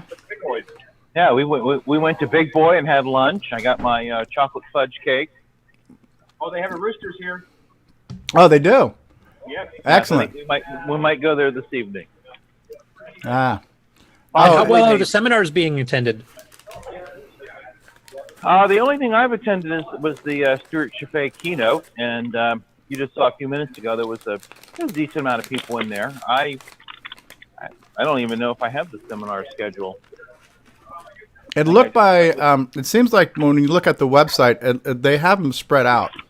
Yeah, where there's at least a little bit of a break in between, because that's always a challenge when it's back-to-back speaking engagements, because you always have to, where am I going to be? Am I going to be here? Am I going to be there? Am I going to miss this? So it's nice to try to find some balance there. Yeah, it's nice having the breaks, because I mean, if you actually want to catch everything, then if it's wall to wall speakers the whole time, then you don't get a chance to actually go on the show floor and intermingle or even check stuff out. So that was a problem with Rainbow Fest back in the day, because you used to have like 3 seminars going on at once, and you had to pick which one am I actually going to go to, because you couldn't possibly attend It's all of always them. sad. Always sad. Yeah, it's like Back then, they were rarely Sophie's recorded. Choice. Yeah. I'm going to go check the forum room. Okay. So Ron Delvaux and Mission Control, we are not on Roku still, right? We are on Roku now. I don't know, somehow it didn't pick up. You went right on it too, right? We went on a little bit before too, but it should have picked up whenever his schedule started. He says that there's an 8-minute window, so he doesn't know why it didn't come on, but he put it on. We're on now, so. Yeah, we started a few minutes early, so. Mm-hmm. That could have been it. Maybe history was made. Maybe it's for 2 p.m. Eastern on for 8 minutes. So Curtis, it looks like the speakers are getting a pretty good turnout. Probably good. Yeah, so probably a good 20, 25 people in here. That's good. Excellent. I would imagine Stuart Chaffee being the opening act and the headliner had a pretty much packed house, right? Yeah, it was. In fact, they closed down the other side for it. Okay. It was mandatory. No, I don't think anybody man in the booth didn't want to stay there while he was talking. So yeah. That's good. I mean, that's a. I mean, listen. Last year we had some pretty big hitters too, right? Scott Adams was there, Lance Mikolas, and who was the other guy? The big 3 that they had, their big 3 keynotes. They had a really packed show last year with some really interesting people, some interesting histories and stories. So, yeah, cool. All right, so Grant Leedy is just. Has there been any Diet Dr. Pepper sightings at the event? Nope. How about Joe Cola? Well, now I'm disappointed. Yeah, right. All right, so Chad Cunnington has got to go. That's Nick's neighbor. Good eye, Chad, and goodbye. Thanks for being here. Chad's been on since like 3:30 in the morning in Australia without sleeping yet, so it's up. He's up late instead of like Nick, who gets up early. Good stuff. Good times. So yeah, anybody else? Anything you want to add to the whole reflection of how we've arrived here 82 episodes later? You know. Well, I like the fact that we've evolved too. I mean, we had some segments we were doing early on that maybe don't happen as often. We've got new segments that have come on since. We've got the assembly language tutorial with Steve. Yeah. We're kind of evolving the show and then trying to match, I guess, the audience, what the requests are, because we had a lot of people asking about assembly language stuff. So it's been good that our show with Steve, as well as Paul and some others, have also been doing assembly language stuff. So we're responding to the community, which I think is a great thing. We get questions too as we go along that just pop up. Some are related to what we're talking about, and others are just out of the blue. But it's like, hey, you got a whole bunch of smart people here assembling. Ask them. So here we see somebody in the live chat too. So Ryan Gabigan says, though it's the first time I've listened live, I've listened to the podcast version. Love the new assembly class segments. Oh, that's good to hear. Thanks, Ryan. Yeah, that is cool. Who'd have thunk it, right? Who would imagine, like, if you were like me and always wanted to learn assembly, and we have somebody like Steve Bjork who's teaching us, who would even have imagined that would happen? It's really cool, and Steve's not the only one but we have somebody with, a lot of experience and wisdom that's just sharing it very freely with everybody. It's just very cool, And completed projects under the belt. Yeah. When we were talking, by the way, the episode with Willie last week, did you guys like that? I really enjoyed that, hearing all about the Vectrex stuff. Mm-hmm. Yeah, that was cool. Yeah, I listened back to it because that's one of my problems too. Is when everything's live, there's so much sensory input. It's really hard to focus on everything. So I always find when I listen again, there was something I missed, you know. So even though I was kind of there, I wasn't fully there. So listening more to Willie without being distracted and just listening in the car and stuff is like, man, he's an interesting guy. He's got a lot of knowledge and a lot of passion, you know. And it's a neat system. That's a kind of a close cousin of ours. So that was good stuff. Matter of fact, somebody commented on that video. The guy who he was talking about, where you said, is he related to John Romero? What was his name? Obviously, last name was Romero. Can't think of the first name. I think Curtis asked that question. Yeah, he did. Yeah. So that guy who Willie was talking about commented on the videos and corrected a few things and posted a whole bunch of links. So if you go back to last week's episode on YouTube, there's a half a dozen links that this Mr. Romero guy from the Vectrex community posted there as comments on a few things. So that was kind of cool. Is there any other Willie-like guys out there that we could bring onto the show? Oh, I'm sure there are. I don't know him. I think Ron invited Willie, right?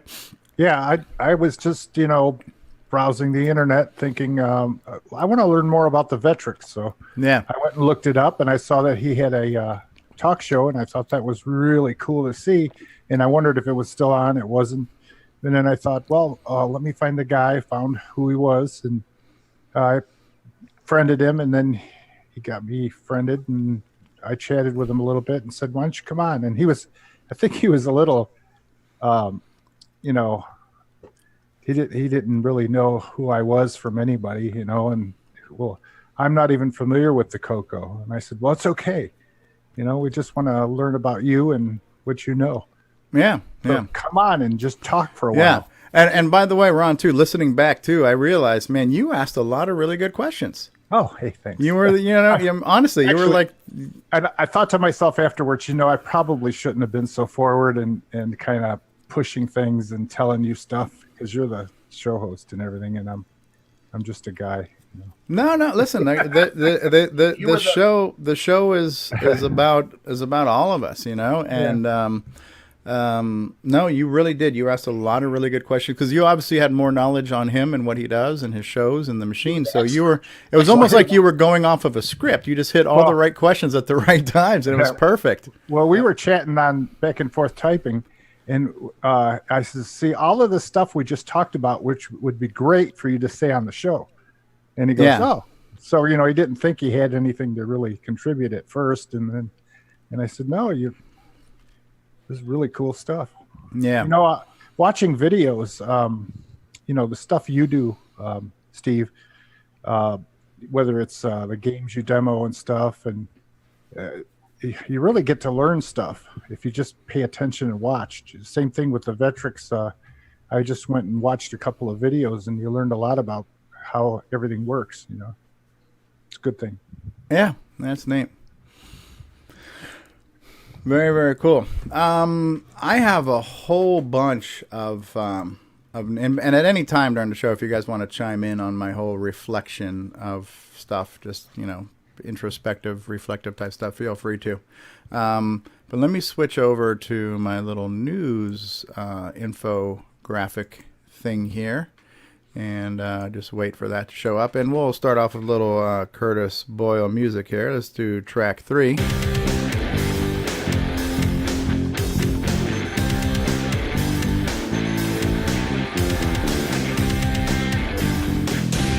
That's right. It's time for news, a.k.a. if you're too lazy to read Facebook, we'll spoon feed it to you. So all kinds of stuff going on Facebook this week. I've got 4,500 tabs open in my browser to quickly flip through. So there's a group out there that's called All Things Tandy and Radio Shack. And what do you think that group was really talking about? I'm not sure. I wish the title was more descriptive, right? So, however, one of the things they just posted was they just hit 1,000 members. So there's 1,000 people out there or more. 1,010. So there's 1,010 people in this group that's called All Things Tandy and Radio Shack. And I posted today, since we were talking about Tandy Assembly. I don't spam their group too often, but I did post it today since I thought it was relevant.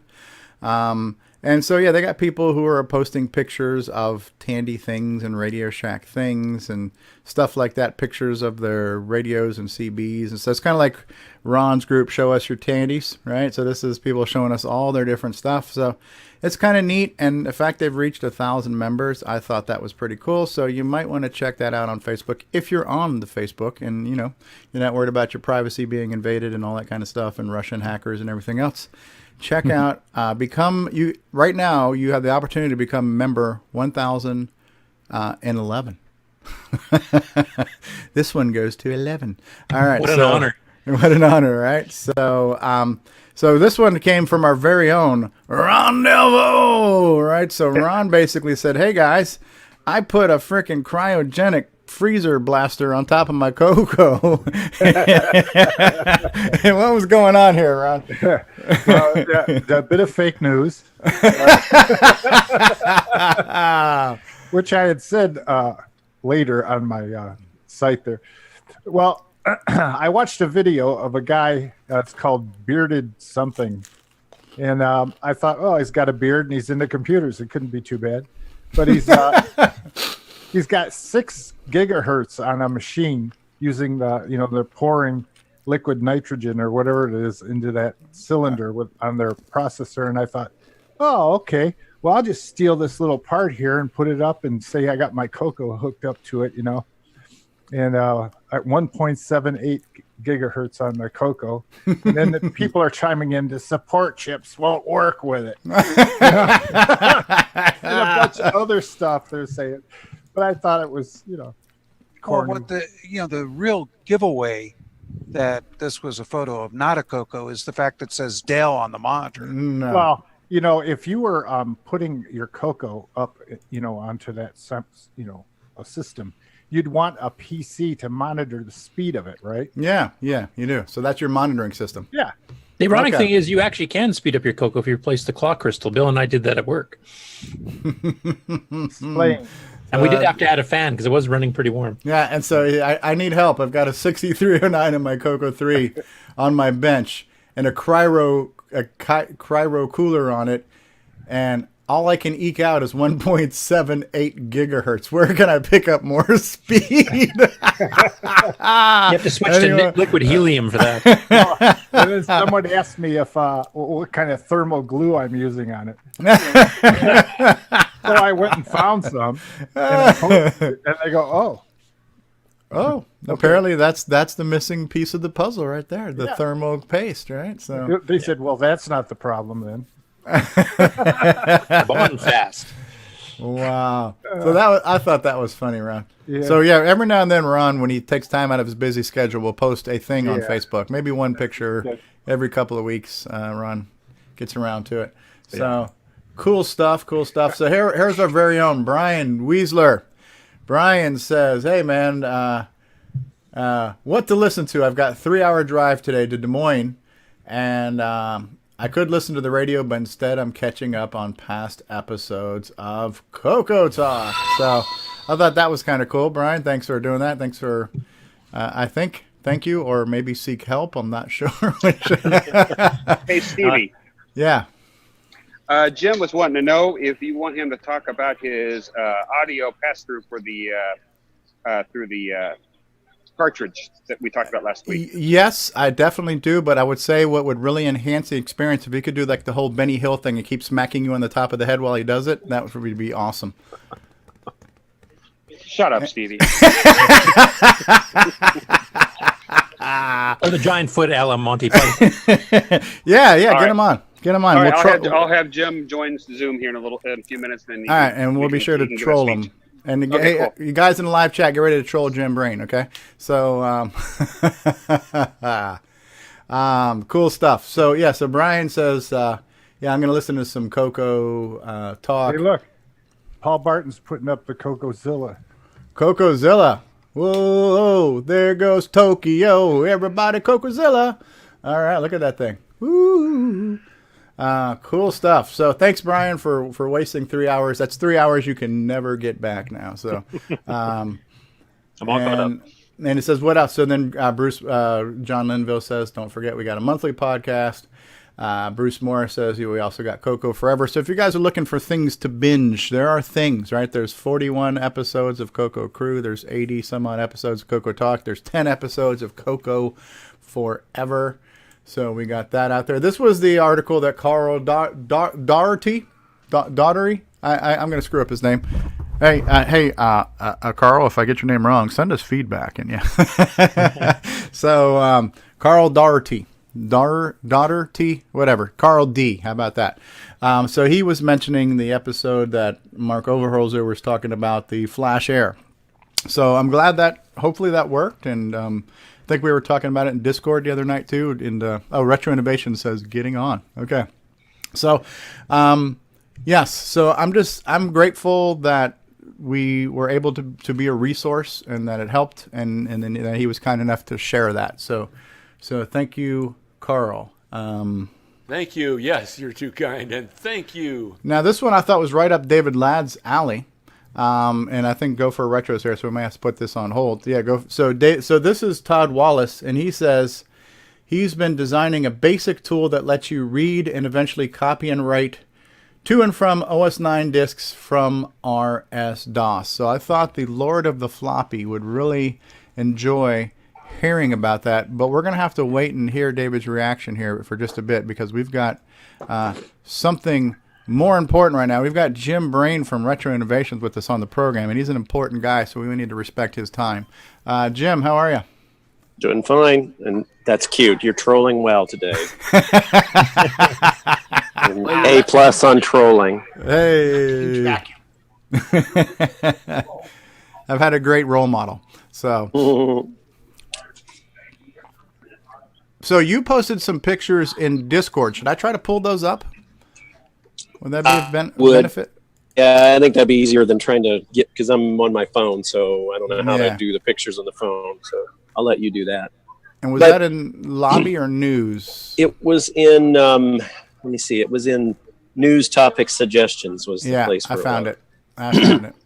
So this was, I think, last week. I don't know if Nick is on or not, but I heard you guys talking about an idea of putting a board underneath the CoCo SDC that had audio capabilities on it. So I just kind of dummied up a small board. I think I just got it's not all laid out yet, but that's kind of the way it looks. So on the bottom of the board would be what would plug in to the CO or to the MPI, and then the top you would solder an inline connector on so that the CoCo SDC would plug into it, and then of course sound hardware on the right hand side, some power supply functionality and whatnot on the left, and then of course a CPLD there in the kind of middle. And so essentially the board would be a pass-through, so the CoCo SDC would function as it did previously, but then by putting the CoCo SDC and this particular unit in a new case, which was just a little bit longer than the CoCo SDC, you should be able to accomplish what you guys were talking about last week, which is have a CoCo SDC that's a single unit but also includes sound capability. Yeah, which is like a holy grail item, honestly. And you and Ed were talking about possibilities of which chips to use and stuff too. Yeah, and that was the neat. Number one, the turnaround time where you already had this design that you just threw up there, saying, "Hey, here's something."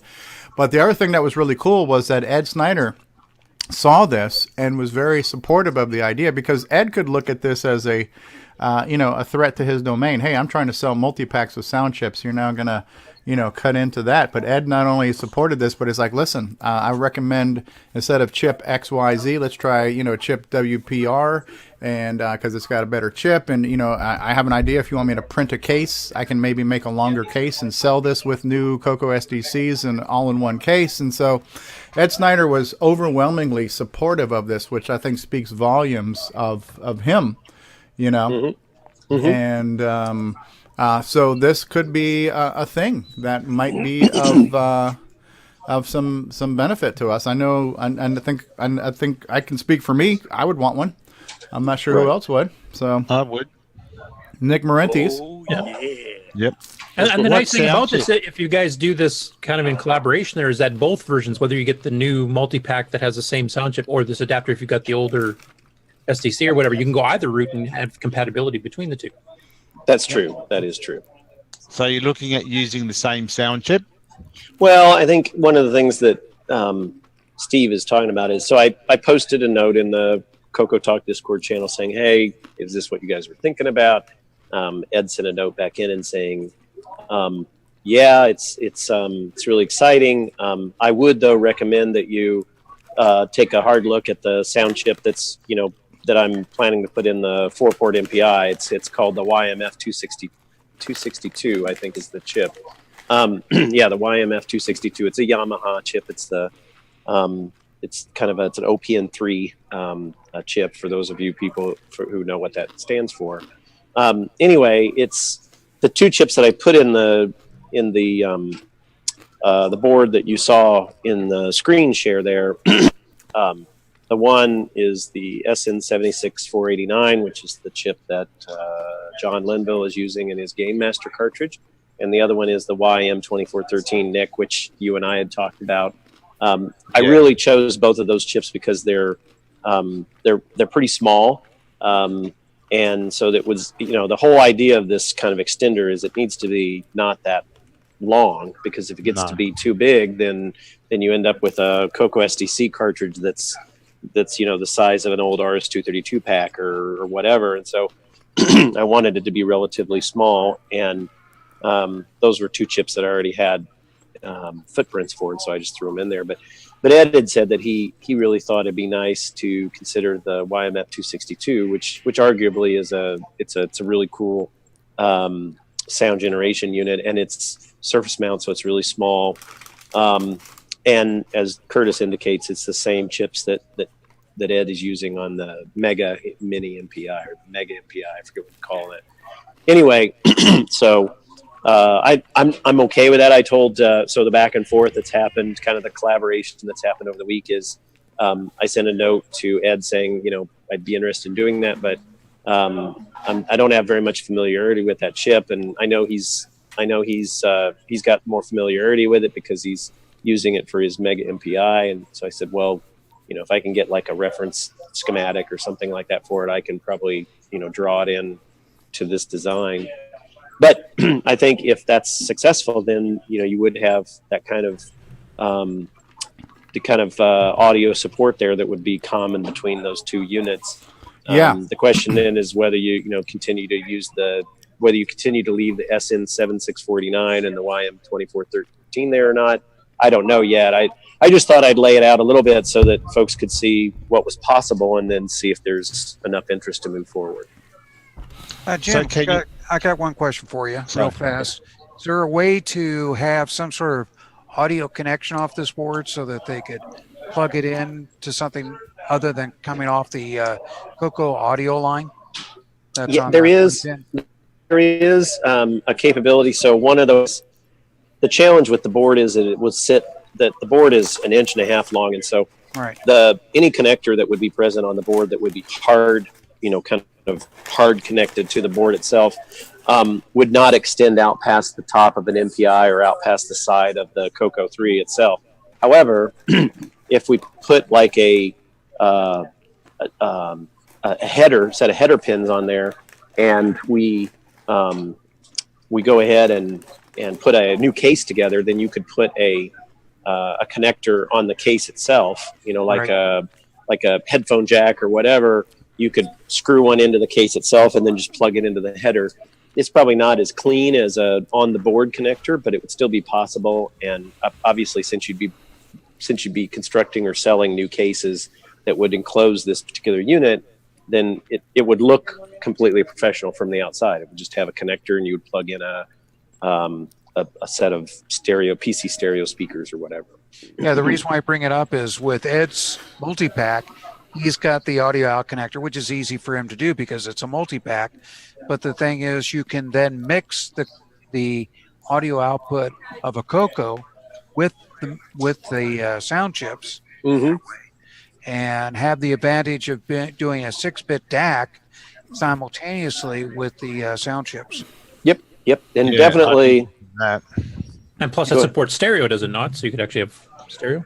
Depending on which chip you use. So the 7649 to do stereo would require 2 chips, but the think the YMF 262 is actually a quad. It actually has 4 channels. Surround sound. Cool. Yeah, right. I think in Ed's solution, he's taking 2 channels and mixing them down into one. So he has just stereo at the end, but definitely a stereo capability. Nick, I think Nick, you were going to say something. I cut you off. Oh, no, I was just saying that I definitely would be interested in the ability to mix the 6-bit DAC and the sound chip. Yep. Yeah, because we can get beautiful music playing during the game, and then we still use the 6-bit DAC for those explosions and fire shots and like that. Yeah, that should make backwards portability too. So like if you want to make a game that supports it but also runs without one, you can just cancel the background music and have the regular digitized sound effects from the 6-bit DAC.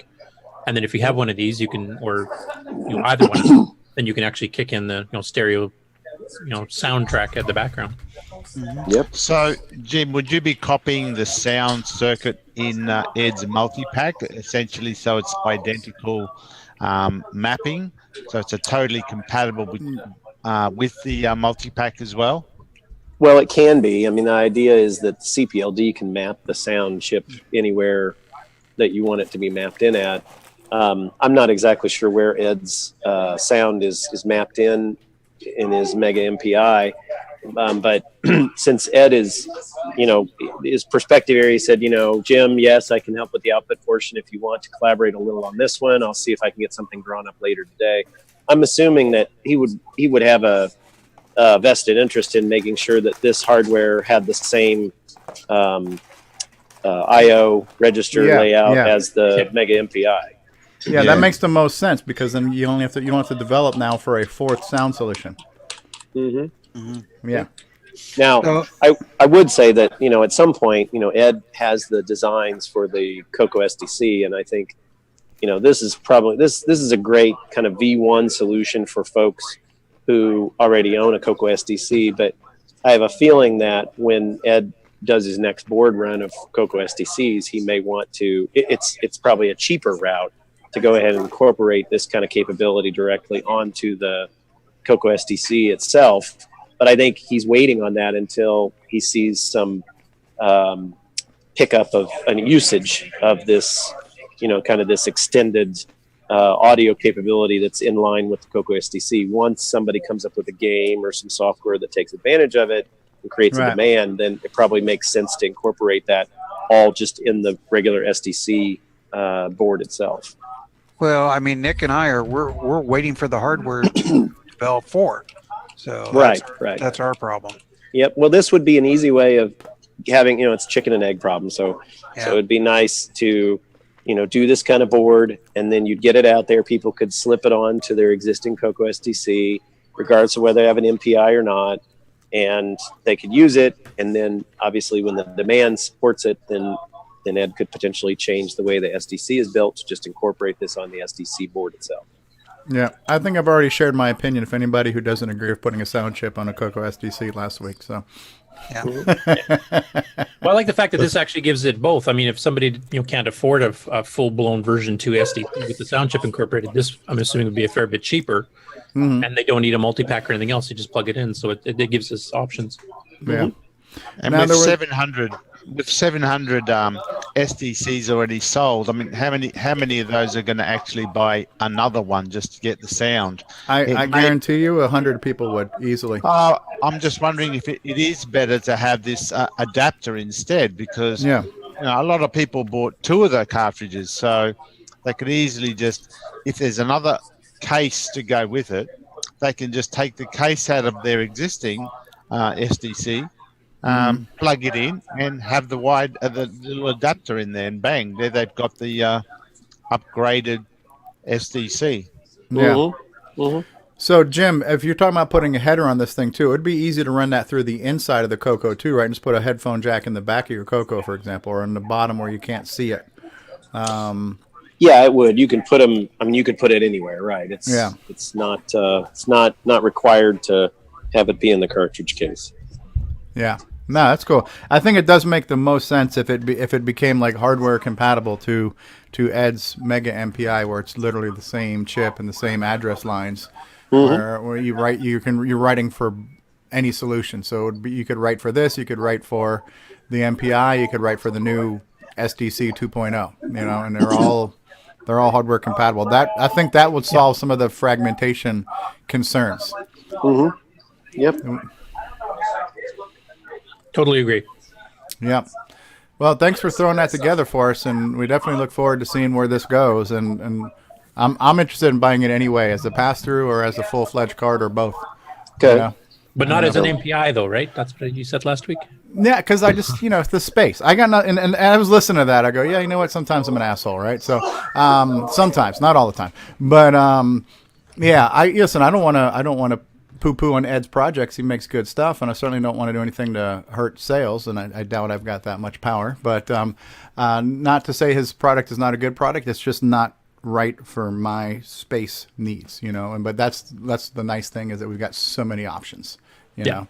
And as long as they're compatible, I mean, people like David or myself probably would want the MPI version, because we have other stuff we want to plug in too, rather than just the SDC and sound. Right. But this also gives you, for people that have restricted desk space, like you or even Nick for that matter, that you can do it either way. Yeah. And whether you want to upgrade to a brand new SDC on the Rev 2 version, or if you just want to just slap it in and adapt your existing one for cheaper. Right. Having all three solutions is awesome. Right. So if for example, if I could buy this with just an extended case and use my existing SDC, that's probably going to be cheaper, right? Because I'm not having to pay for the whole SDC all over again, right? So if Ed's going to make a extended all-in-one 3D case that accommodates both cards into one plastic shell, I would want to buy the board and the better case, right? So it's all. That's my preference. Yeah. So I just think it's really neat that this whole collaboration thing just kind of happened and everything else, So That's Cool. the CoCo community. yeah, and I know somewhere along the line somebody threw out the word where they don't like people saying the word programming gods or whatever. So apparently somebody has said that, and it's annoyed somebody. But I think a better word to use, what comes with both hardware and software, is we've got a bunch of rock stars, in our community. We got guys who know their stuff and, are superpowers, I mean, when you know how to develop hardware or you know how to write, commercial quality software, that's a superpower, and we've got a lot of people in our community with those superpowers, and I'm glad they've chosen to use those powers for good. What you're saying is we have the A team. The A team, yeah, yeah. I love it when a plan comes together, right? So that's cool stuff. Is that a pretty good introduction to it now, Jim, or is there anything else we need to throw out there? No, I think that's fine. I just wanted to, I know there's folks were mentioning today that it was a little bit confusing as to how you would use this unit in conjunction with the CoCo STC. So right. Just wanted to make sure that people understand how the two would work together. And just to ask Jim too, I mean, basically, since this is a pass-through connector, it does you don't even have to have an SDC, do you? If you just had a standard floppy controller, you could plug it into that and still use it, right? Correct. It's, in fact, you could plug it into anything. I mean, it's just you could just plug it in by itself. You could plug it in by itself. That's right. And code directly to it. That's right. Yeah, so somebody just bought a CoCo 2 on eBay or something, or CoCo 3 on eBay, and just bought this little card. I mean, they could literally be running the software that uses the sound chip itself and not even need this. Well, I would highly recommend one, obviously. Yep. Indeed. That's neat. Cool. Well, that's just, again, it shows how the community in action. This kind of comes together. Good stuff. So, David Ladd, are you with us now? Are you chiming in? Are you awake? Is this thing on? I've been here. All right. So David, I thought you might be interested in this one if you hadn't already seen this post from Todd Wallace, but it's all about floppies, David. And Todd says that he is working on a tool that will let you read and write to OS 9 floppies from RS-DOS. How does that make you feel, David? Oh, it will be.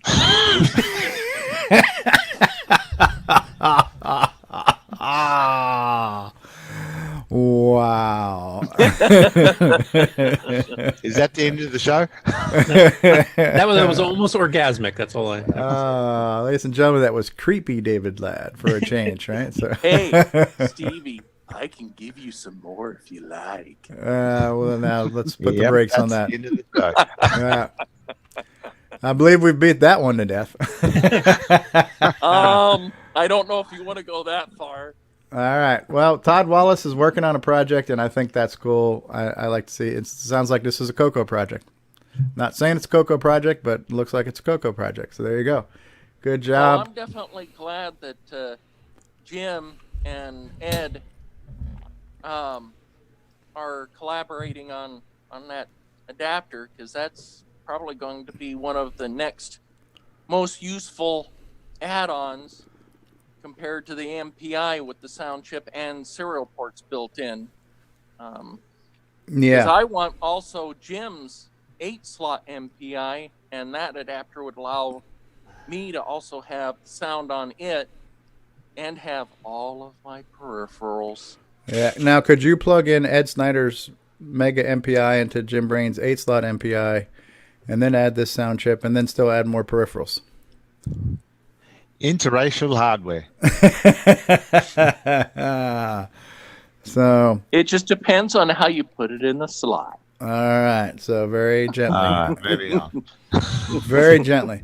All right. So Todd Wallace, keep up the good work. Let us know how that project is progressing. David Ladd's already got some creepy voice excitement going on for it. So that's good stuff. Now, I thought this one was cool, too, because we've been talking about the William Barden book. And so David O'Connor had posted, he's getting back into the CoCo community, was digging through some stuff and came across some ancient relics, right? Some ancient manuscripts from the past. This is an archaeological find here, right? So the old William Barden book and the TRS-80 Color Computer Technical Reference Manual, right? This was found in the Great Pyramids of Giza, wasn't it? Yeah, right next to the Dead Sea Scrolls, right? So, so that's very cool. So I love it when people find their original stuff. I don't have any of my original stuff, so that's cool.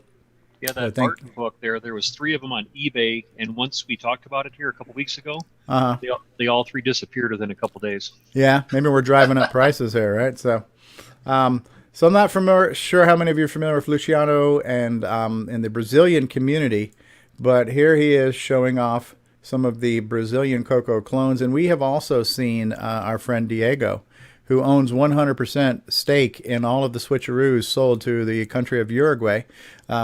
But Diego has got at least one different CoCo clone, and these are kind of cool. So it's kind of cool to see these pictures. And in Brazil, they've got their own kind of CoCo Clone Fest, right? It's like our CoCo Fest that they do once a year. The only difference is they have like women in thongs dancing and feathers coming out of their backs and stuff. So the Brazilian version of CoCo Clone Fest is a little bit better than ours. So now let's kind of look at that. We got the Pac-Man transcode going on there. That's a real CoCo. Here's some cloned CoCos. So good stuff. So I thought that was worth sharing because we don't see the Brazilian clones very often. We hear about them. We don't see them too often, right?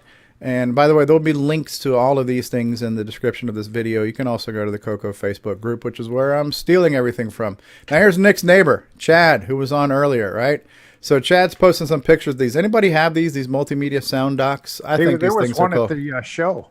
Yeah, there was one on the auction, or where the guy was selling in his truckload of Tandy. It was above a monitor on a Tandy 1000. Yeah, I wonder how good these speakers actually were. You know, because they probably didn't have a subwoofer or a really good low end or anything. Right? They did have a subwoofer. Oh, they did? I believe the bottom one would do. Yeah. Yes. Oh, this one has an equalizer and everything, huh? It actually sounded pretty good. Yeah. And it was designed to kind of go right underneath your monitor, right? So it was kind of like between, like on top of your Tandy, and you put your monitor on top of that. So it was like a monitor stand, and you had your different volume knobs, your bass, your treble, all that kind of stuff. So it would have been perfect if they would have added the functionality of a, switcher. Like a power switching thing. Yeah. In addition to that. That'd be cool. Yeah. So I thought that was cool. These are neat little things. I guess if I got one at an auction relatively inexpensively, I would probably pay. I don't know that I would spend like a lot of money in shipping on eBay and stuff to get one, but if I found a deal on an auction, it would definitely be nice to have. They're 40 and up on eBay. Oh yeah. Yeah, they're pretty expensive. Yeah, a little too rich for my blood. I don't have David Ladd money, so. Now this one is John Lowry, who is going to be at Tandy Assembly, and was in our chat earlier. So John posted this video of showing off some Space Invaders using the get and put command, and I thought this was really cool. Anybody else catch this? Yep. Yeah. So I got it. This is kind of neat. I mean, these look like the actual literal images, the bitmap characters from the real game, and I guess he's just using get and put for the two different animation cells of the aliens and putting them back and forth. I think he was discussing how he's doing he's doing page flipping and PCLS and things like that. So, it's kind of a neat little project. It's kind of like when I started with Cosmic Aliens, it was just more like of a proof of concept. Can I get and put things? Can I put them on the screen? Can I move them? And then from there it just kind of evolved into a game. So it'd be interesting to see where this goes, but it looks really cool. I mean, this looks like the real Space Invaders, and this would be something that would be kind of cool to do on like the CoCo VGA, where you could turn in your text characters to look like that, and you could just print them on the screen, and never have to worry about getting and putting or clearing the screen and stuff like that. So I thought that was kind of cool. I love seeing things like this. So anybody have anything to chime in on that? What you saw, your thoughts, reactions, anything like that? Well, John just chimed in on live chat. Oh, okay. I hand converted from a zoomed in sprite sheet and stored the data into data statements using zeros and ones. Okay, there you go. All right, so just like looked at like a graph paper of it and then turned that into pokes and poked it into the screen, huh? Wow. Okay, so you use pset, and that could have possibly poked them too, but yeah, that would require some binary conversions. You'd have to merge the bits together first. Convert the bits and stuff. But yeah, neat. No, I did give a suggestion to him. I don't know if he's had a chance to try it yet, but I was going through the Extended Basic Unraveled book, and there's for the PCLS command, there's a couple of memory locations that store the start and end of the screen, because of course with different P modes and which page you're on, it moves around. But you can actually modify that so it's not on those big 512 byte chunks. So you can actually change PCLS just to cover, say, where the aliens are. Yeah. Which would speed up the routine. So I suggested you might give that a shot and see if it made any difference on the speed. Yeah. The other thing you could probably do, since he's getting pudding, as he's got it there in that demo, getting and pudding, when you say he's doing the game, when you shoot an invader and hit one, being able to just do L poke directly to the get put buffers to erase that respective alien, so that way your game keeps getting and putting as per normal, but the aliens would start disappearing because you've erased it from the copy that's stored in the get put area. Would that work though? Because Space Invaders, you wanted to speed up as the aliens die, so you don't want to. I think right now it's a kind of an animation test. This is great, but if you wanted to turn it to a game, you'd almost need to get and put every individual alien. Because he's doing every individual one. I thought he's doing the whole lot in one big chunk there. He is. Right now he is. I think. Yeah, that's what I mean. He's putting the whole thing, but yeah. Well, listen, it's his project, so we'll see where he's going to go with it. But yeah, there's different ways. There's different ways to do that. So, but I thought that was neat. There's going to be a bunch of stuff here that I'll be showing you guys on people's software projects. Software projects are happening, which I think we're all happy about. Feel free to chime in on these when you see them. Here's a 2-for-1 from Hugo Dufour, our friend in the Montreal, Quebec, one of those places. Yeah, Quebec, one of those places where it's kind of like Canada, but they don't really speak English or something. So Hugo has been working on this project for a while. Hugo has been showing us pictures of his tiles and his things. So now we're seeing a couple of animation tests. And so here's one where we can see the animation where you have the character walking against the tiled background. And the animation looks pretty smooth, right? This is not just your two frame animation where you got left leg forward, right leg forward. There's some intermediary ones here, so it's got some more fluidish animation. And why does Facebook want to play some random crap for me when video's about ready to end? Yeah, well, screw you, Facebook. So that was kind of neat, and that was the first of two we got from Hugo. So it was showing a few ones. I don't remember which one's newer. or which one's older. But he showed some earlier stuff too, where he was showing all of his tiles and all of his sprites. You remember like the big fish, the big monster fish he had, and how he had these worlds that looked very kind of fantasy inspired, and he created all these screens, and everybody was looking at the graphics saying, man, this looks like an Amiga game. This doesn't look like a CoCo game, you know. So whatever he's doing, he's really pushing those pixels to the limit on kind of set design here. Yeah, and this demo here, he even mentioned like he's got it greatly slowed down. I mean, it's definitely not running at maximum speed or anything, but yeah, I think he slowed it down enough so you could see what the different animation frames look like. The video capture software was really making it jitter, and so it wasn't looking very good. Okay. And so here's another one. This one looks like a little bit faster, and actually looks like this one looks a little jumpy, right? But you can see it's very smooth, and obviously he's figured out the clear masking where the sprite is not erasing the background, which is one of the things that Steve was talking about, where you want to mask off the spot behind you. So he's got the masking and probably double buffering, maybe triple buffering, who knows, quadruple buffering, you never know. Can't seem to get enough buffering these days. Our good friend Davey Mitchell, our good friend across the pond, he's just cranking stuff out. He's becoming like Jim Gary Jr. So he's cranking stuff out, and for the MC10 no less. And so this looks like a little program he came up with that's called Llama Racing, right? And so it's on GitHub, and again, these will run on the CoCo 1. These will run on MC10. It's using your semi-graphics modes, and it's almost like I guess you're gonna place your bets, decide who you want to have win, and may the best llama win, right? So I like seeing these things. To me, honestly, and again, it's for whatever reason, Davey Mitchell is the one who made the spark go off in my head. But Jim Gary's been doing this for like 400 years now. But for whatever reason now me seeing these screens, it's really kind of inspiring me to want to make a game like this in this vein. It's a real low res, just kind of fun, this cool little project like this. So I like seeing these screens. They're giving me a lot of food for thought on stuff. Yeah, it kind of reminds me of going back when I originally got the CoCo for about a year. I only had 4K, and this is all the type of stuff I would have written at the time. Yeah. Mine was 16, but I didn't have extended basic, so I was also limited to a lot of stuff like this. I did a lot of the Snake games, the Tron / Snafu type stuff where you just kept setting your pixel and try not to crash into your tail. I did a lot of silly little games like that, So, but these are neat. This reminds me of what Jim Gary's doing. Diego did one recently with the hippo, where you're trying to pull the crap out of the hippo's teeth and stuff like that. So. Neat stuff, and if you actually print this stuff using print at and using turning these into strings, you can throw this stuff on the screen in BASIC very quickly and get some simpler animation. Not quite as good as the animation that we just saw Hugo DeFort do, because you've got a lot less pixels. And Davey Mitchell's also reminding us this was done in 10 lines of code, so that's pretty impressive right there, right? So. One thing I'd like to see is like Alan Huffman had a 4K programming contest a couple of years back, and I know like I entered one of my old games I wrote back in '81, and I think Nick put it in a little Space Invaders, and I'd like to see him actually release all those, because it'd be all along this line too, and it'd be interesting to see what everybody came up with back then. Yeah, definitely.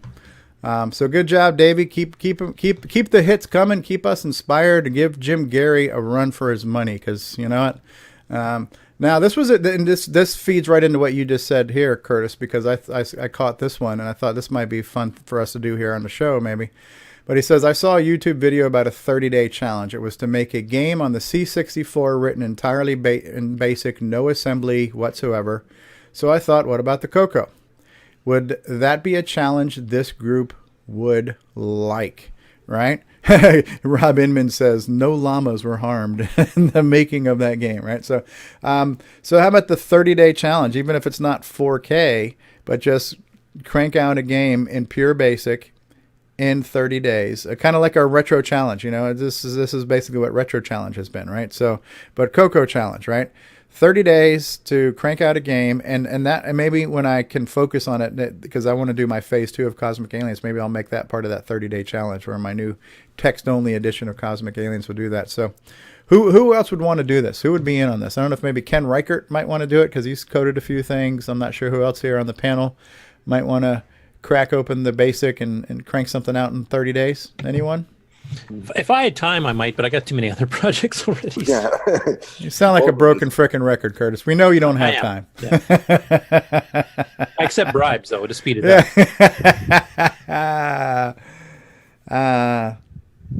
So yeah, I would be interested in that. Maybe get a few people together and do something in the spirit, good-natured competition, because competition can bring out the best and the worst. Rob Newman says 30 days to crank out a game in Basic 09. That might be interesting to see what could be done. So that was Kevin Orbaker who posed that question. I like the question. I'm going to like the post, and I don't know if we want to maybe consider doing this at some point in time. We'll start the clock. Like maybe we say, Ken Reichert just jumped in and said, sure.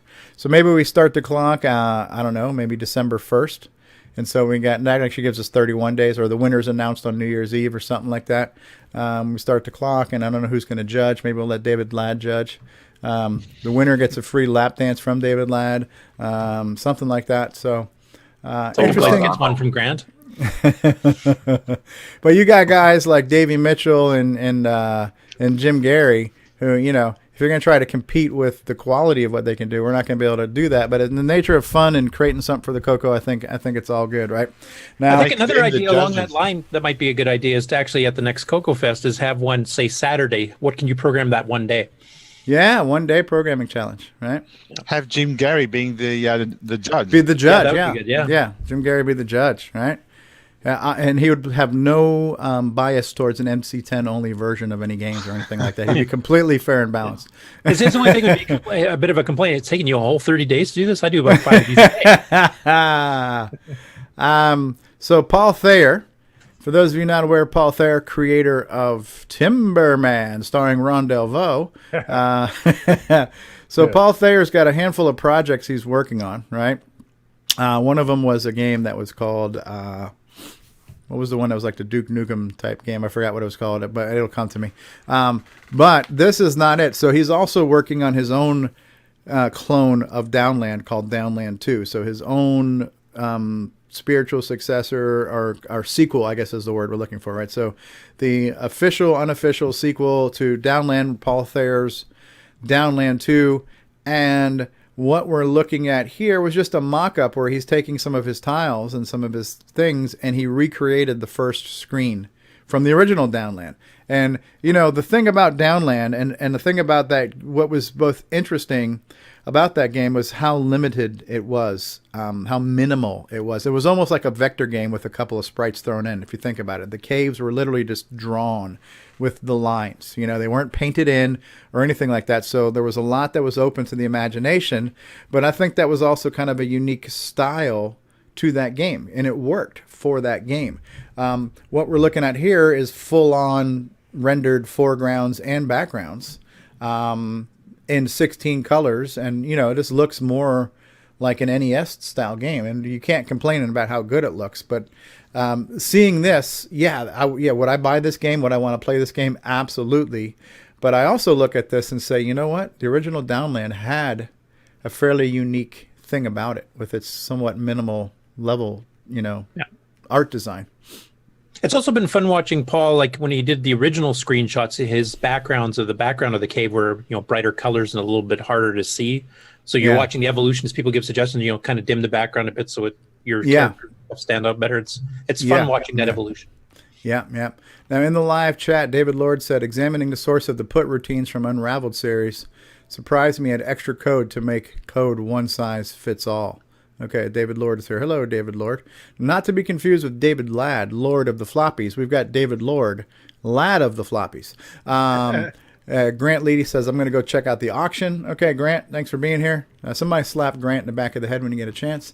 So now this is cool. This looks really neat. It had good playability if you had good joysticks that you could get the corners on. If not, a lot of swearing and raging would come forth from me anyways. Now here's one with an alternate color palette where instead of it being kind of the teal colors, Here's some tan colors.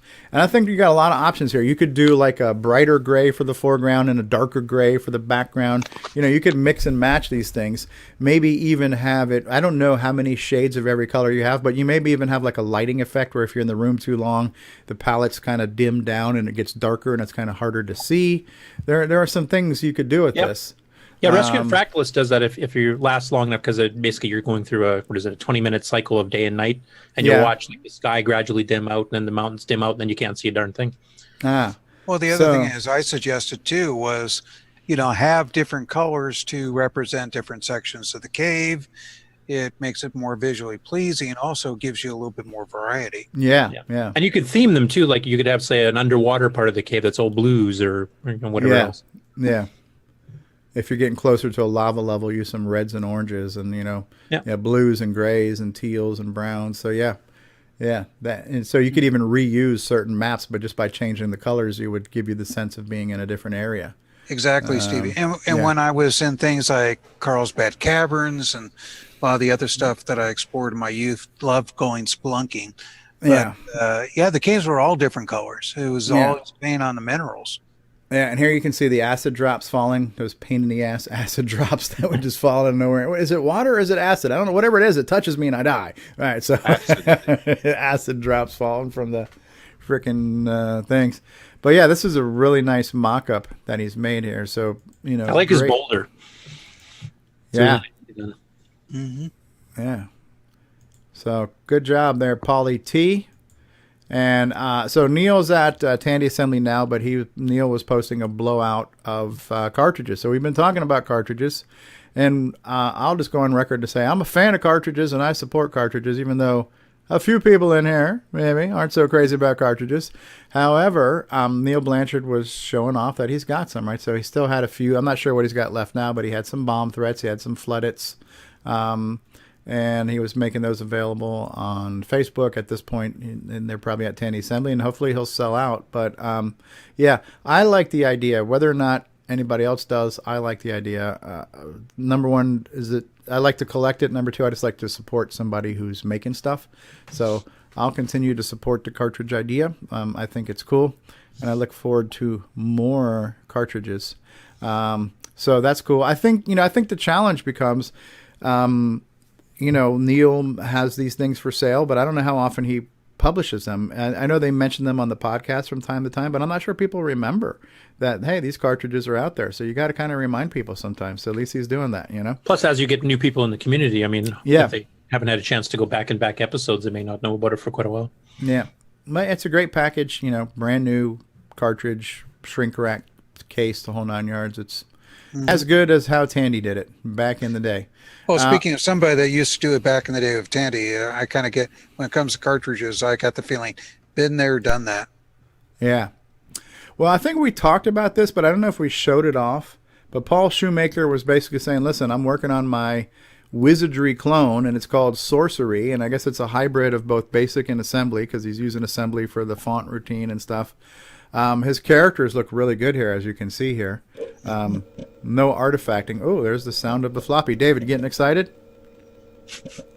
Let's hear creepy David Ladd go, oh, yeah.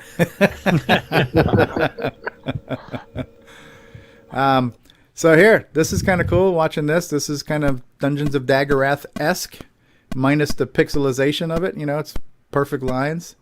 But just kind of showing how he can render different. The fonts came out pretty quick, right? So I think this is hybrid assembly basic, mostly basic with some assembly speed ups. And Wizardry was one of the two main RPG role playing game genres back in the early 80s, along with Ultima and the Ultima series, that style, and then Wizardry was the other main style, and they were kind of competing with each other. So they're fairly different. Yeah. So this looks really good. I know it's probably still just like kind of a demo / proof of concept, kind of FYI. This is what I'm working on. But it looks neat. It shows a lot of promise. And I guess as you were scrolling through here from time to time, a bad guy would pop up on the screen, right? And then you would have to deal with it, get into combat mode, and decide, do you want to fight, run, attack? You've got the knockdown there on this. Oh, for the F of finishes with F and A. I just got Fortnite. All right. So, Now, a couple of posts from Chet Simpson, and let's do these in the other order. Let's talk about old before we talk about new. You talked about this, I think, last week, right? So, Chet Simpson had mentioned, hey, by the way, there is a level editor, right? And I'm not sure anybody knows how to get to this level editor, but it exists. And there's a certain key sequence you have to do to get into it, but he never documented it, so he's kind of challenging people to figure it out. I'm going to start by saying maybe type out the name Chet. Maybe. So he's showing off some of the levels. Chet S, right? So showing off the fact that we can get into a level editor. And then I think a little bit further downer, he showed off a little video just kind of showing off some of the screens. So I think this kind of cycles through the screens. Now, what was the time? Okay, 1991. Did this come out before the Gold Runner? Yes. Okay, so this was like about 6 years before, if I remember. And I mean, but this, for all intents and purposes, this is a spitting image, or actually a better looking version of Lode Runner than the original Lode Runner, just because of the color and everything else. And so here we can see all the different levels. Here you see him moving his cursor around and placing blocks, right? The original Lode Runner was severely limited by the Apple II's color set. So yeah. So so that is in there, and it is much like those other ancient manuscripts that needed to be unearthed. There is going to be a way to figure that out. So you might want to check that out. So that's one of the posts that Chet had thrown out there this week. And then another one is kind of a discussion from Chet, where he basically says, so Chet's been showing off, he's got a game he's working on. He showed off some animation demos of Super Sack Race. And if you missed it, well, we're not going to, no spoilers here. You're just going to have to find that video and watch it for yourself. But let's just say there's a sack and it's super and it races. However, he now has basically said, look, and I've come to this conclusion where my game is now going to require a 6309, 2 megabytes of RAM, and a sound chip. These are not options. These are mandatories. And he's basically said, it is time for the CoCo to grow up, right? Well, I'm going to make a game that's going to take advantage of the best of the best of the best of what's out there. I'm not asking for your permission. I'm letting you know this is what it's going to be. And so he just kind of got into it and kind of, I guess, gets into some of his reasons why he wanted to do it. But it really opened up a lot of discussion. And again, we all have our own opinions on this area. And some people are like, listen, I'm a purist. I don't believe in opening up my case. I don't want to desolder. I don't want to do this. I don't want to do that. And that's fine. And everybody's welcome to decide how they want to use their machine or not use their machine. But I don't think what he's doing here is anything different than what happened with PC gaming, right? So when the original IBM PC gaming, well, we had 4 colors on the PC for a while. And 1-bit sound. 1-bit sound. And then, then EGA came out, and then VGA came out, and then the AdLib, and then the Sound Blaster, and the Disney Sound Source, and the Gravis Ultrasound, and the Roland MT3 YOU EIO chips, and all these things, right? So as new things became available, people wrote games to take advantage of these, and guess what? The software sold the hardware. People bought it. Nobody says, oh, I don't want to spend $99 for a VGA card. They just shut up and they did it. They bought the VGA card, they popped it in, and they were able to play Castle Wolfenstein. You know what I mean? So when these things came out, the software sold the hardware. Now, in 1988, it was probably very expensive to do all of these things to your CoCo 3. Nowadays, you can upgrade to a 6309 and the 2 megabytes with labor included for $100, maybe less than $100, right? So again, maybe some people, they don't want to. Maybe some people, they can't afford to. And I get it. I'm not here to judge. But I don't think that's a lot of money. And again, I know Nick Marentes, and God bless him. He's still here, right? Bless his heart, right? So Nick Marentes doesn't want anybody to have to spend any money. But, sometimes I just want to smack him and say, Nick, shut up. People have money. In the United States, we're not like eating dirt like you do in Australia. We can afford a $30 add-on to a cartridge. You know what I mean? It's not that big of a deal. So, I mean, God bless you for wanting to save us money. But I don't think adding $30 or $100, if your computer is upgraded with all these specs now, you can run everything. You can run ease of use now, right? You've got a sound chip. You've got you've got this memory.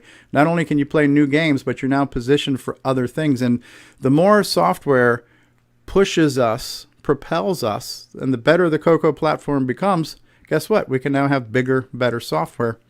My opinion. Yeah, I agree. And then to be honest, the other platforms do this too. I mean, Amigas have PowerPC upgrades. Commodore and Apple have the 16-bit 6502 upgrades. I mean, that run at 8, 12, 15 megahertz or whatever it is. So, I mean, everybody else is doing it too. This is hardly unique to us. Yeah. And actually, to tell you the truth, Chet's the perfect person to do it too, because the guy is very knowledgeable, and look what he did with Gold Runner 2000 and all the rest of them. Yeah, and Nick's doing it with the 6309, and Nick's able to do it without requiring that. But again, the fact that we have people who are not asking for permission, hey, you know, because you get into this whole feature creep thing. Well, number one, is it okay? Well, I hurt your feelings. How do you feel about this? Will you support me? Will you be my friend? You know what? Sometimes you just got to say, listen, I'm the game guy. I'm making a game. It's going to be a badass game, but it's going to need this. So if you want to play it, you know, put on your big boy pants and buy a frickin' chip and shut up, right? Yep, or exactly. And the other thing that's different from the old days too, I mean, if somebody just literally can't afford it, you can run this type of stuff on an emulator. Most of the emulators now support 2 meg and 639, both MAME and VCC, especially once VCC gets completely fixed. Yeah. And if they start supporting the sound chip, well, then there you go. You don't have to tear apart your CoCo if you're a purist. Right. And I respect that. If you are a purist, I respect being a purist. I also respect having financial limitations. I understand that. So I'm not sitting here and saying I'm not completely insensitive to it, but I don't think that these are scenarios that should hold back progress. You know what I mean? So this is progress. I think probably even the purists have some machines that aren't that in good a shape, you know, visibly. And so, you know, why not do something with them? You know, the first CoCo one I ever got was a 4K with the badge. It's like, yeah, you know, I'm not going to do anything with this. It's going to stay that way. But I got another CoCo one. It's got 16K. I'll probably bump it up to 32 or 64, you know? Yeah. If you still have your original, keep that because it's nostalgic. Yeah. It's a member of the family. But go on eBay and buy yourself, you know. And it depends what your purpose is. I mean, some people get the old CoCos and stuff for collecting purposes only, and others get them because they want to use it. I'm more in the use it category. I don't collect them for, like, I don't care if my case is yellowed. I'm not going to retro, but I really don't care. I like both. You know, I have some that I'm going to collect and some that I'm going to mess with, you know? Craig Madsen says, we're eating dirt for breakfast right now. It must be breakfast time in Australia. I just pissed off an entire country, by the way. Sorry about that, Australia. No hard feelings. You realize the second largest viewership of yeah, I know. I just lost half our audience right there. No, I know. I get it. Nick wants to save his customers money, and I respect that. But I believe, you know, and Nick's like, I don't want to add $30 to the price. And I really appreciate that. But to me and to a lot of people, $30 is not a lot of money, especially now when we have these sound chip options that it's a one and done, you know, where you can buy the pass-through sound chip. Nick's also doing it, though, to try to keep his audience as wide as possible, too. And I get that. Yeah, I get it. But I like pushing limits and pushing the envelope. But it's also the chicken and egg thing. If nobody's going to write to support this new hardware, then who's going to buy it? Yeah. And so, you know, at some point in time, we got to start blazing trails. Right? Face it, Stevie, you like to push buttons. Listen, I do. I already pissed off an entire country and said they eat dirt. So what can I say? You dirt-eating freaking third world scumbags. What do you want from me? Well, you know, I'm like Nick. It's, you know, we want to keep the cost down so the person can afford it. And the thing is, I understand Stevie where he loves to have this nostalgia feel. But there is one problem with doing cartridges. It does limit the size of the program. Well, you can do MMU hardware mapping and stuff, but then it gets more expensive in the cartridge. No. Your source material is limited. For example, Z89 would not fit on a typical cartridge. The disc, the floppy disk, gave it much more storage. Yeah, So I mean, there are ways around that now because there is, like, if you even if you take, like, you know, RoboCop or something like that, which had 128K ROM bank switch, and we've got flash ROMs now that'll get around that. Yeah. Mm-hmm. But that's still an extra cost compared to just putting it on a floppy image. Right. Yeah, or SDC or hard drive image, whatever. Exactly. The case may be. Yeah. That's what I'm thinking is SDC. And with the SDC, you can be in hard drive mode and have even more storage. Yeah.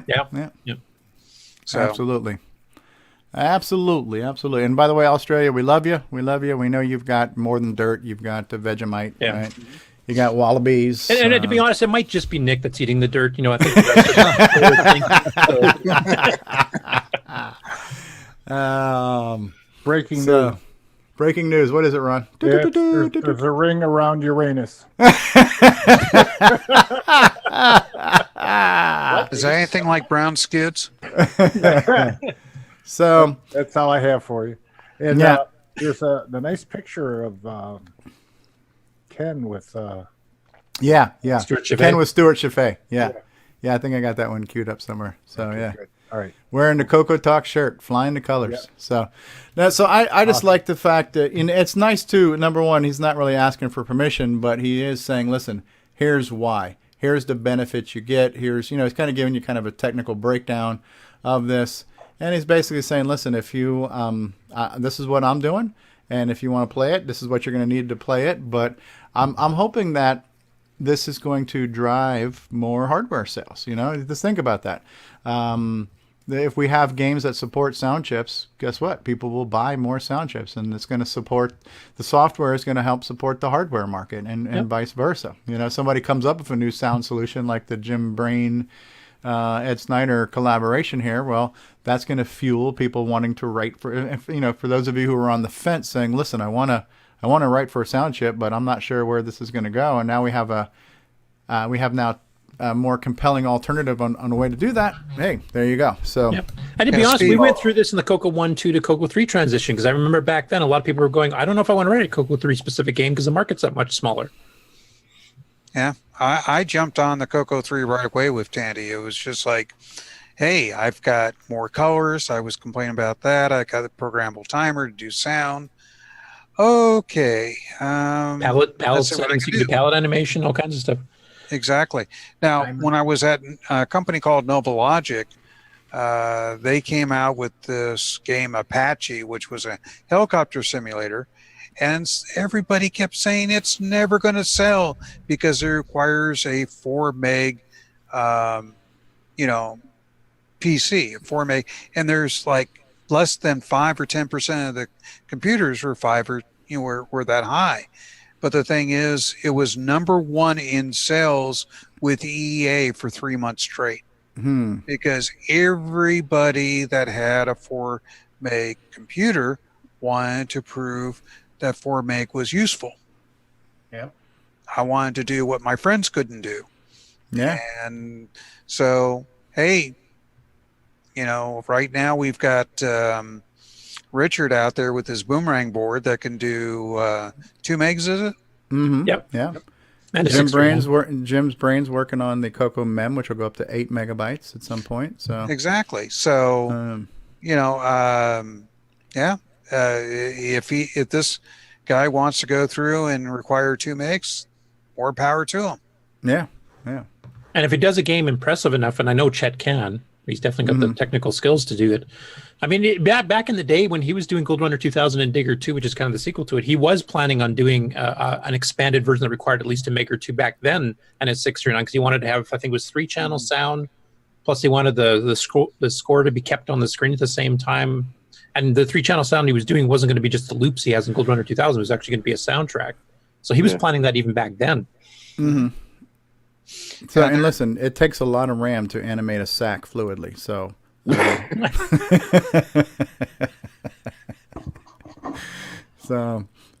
plus to make it sound legit. But yeah. So I applaud the effort, and I can't wait to see what he makes. I'm looking forward to all the new CoCo offerings that people push out of there, which I think is cool. Now we have a catchphrase on this show, which is the switcheroo lets you connect your CoCo to a modern display, right? But for those of you not aware, there is also another way to connect your CoCo to a modern display through a technology that's known as RF. And so here we have Jason Downs showing a picture of a brand new TV. He goes, here, if anyone was curious of whether or not a small, cheap 2018 store brand TV from Best Buy still had an NTSC tuner in it, well, guess what it does. He says the specs only list it as a digital tuner, but here you can see he's got it tuned to channel 3. and he's got his CoCo plugged into it, and bam, it's up on the screen. So there are people post questions all the time saying, what's the best way to get a clean output from my CoCo? Should I do a composite mod? Should I do this? And honestly, the RF, believe it or not, is halfway decent. I think the challenge was back in the day going through that switch box and the old crappy screw-on leads and everything else. When you get that BNC to F type adapter and you just convert your TV to accept a straight through RCA cable, boom, you're on. And there's nothing in the middle. There's that RF switch box is not there for signal loss or anything else. And I've actually gone the other way where I've taken a piece of normal coax that's got the screw ends on both ends, and then I convert one end to have the RCA male. So I plug in the thicker shielded coax into the back of my CoCo and then screw the other end on the back of the TV. And boom, it works. And the picture and sound are pretty good for RF, which is, 50-year-old freaking technology, There's one other thing you might consider. Back in the day, when you had it hooked up to a TV, if channels were strong on 3 or 4, you had that to contend with, along with the signal you're generating. Right. And now there's nobody's broadcasting on that. Right. So that's why you had 2 choices, channel 3 or 4, whichever was weaker in your area, right? And since there is no competition on these low bandwidth analog frequencies now, there is nothing else to get in the way. Good point there, Ron Dovo. Ron, you are Mr. Value Added to this show. You really are. You just chime in the right time with the right thing. Well, not always. Right? we did have a planetary update for no reason. You also have to remember, too, is it may be older technology, but it's also proven and perfected technology by now. Yeah. So, and this will still support artifacting. A lot of people, there was a comment or thread the other day saying, I thought artifacting had something to do with the CRT. And it had nothing to do with the CRT. It had to do with the tuner and the color burst and how the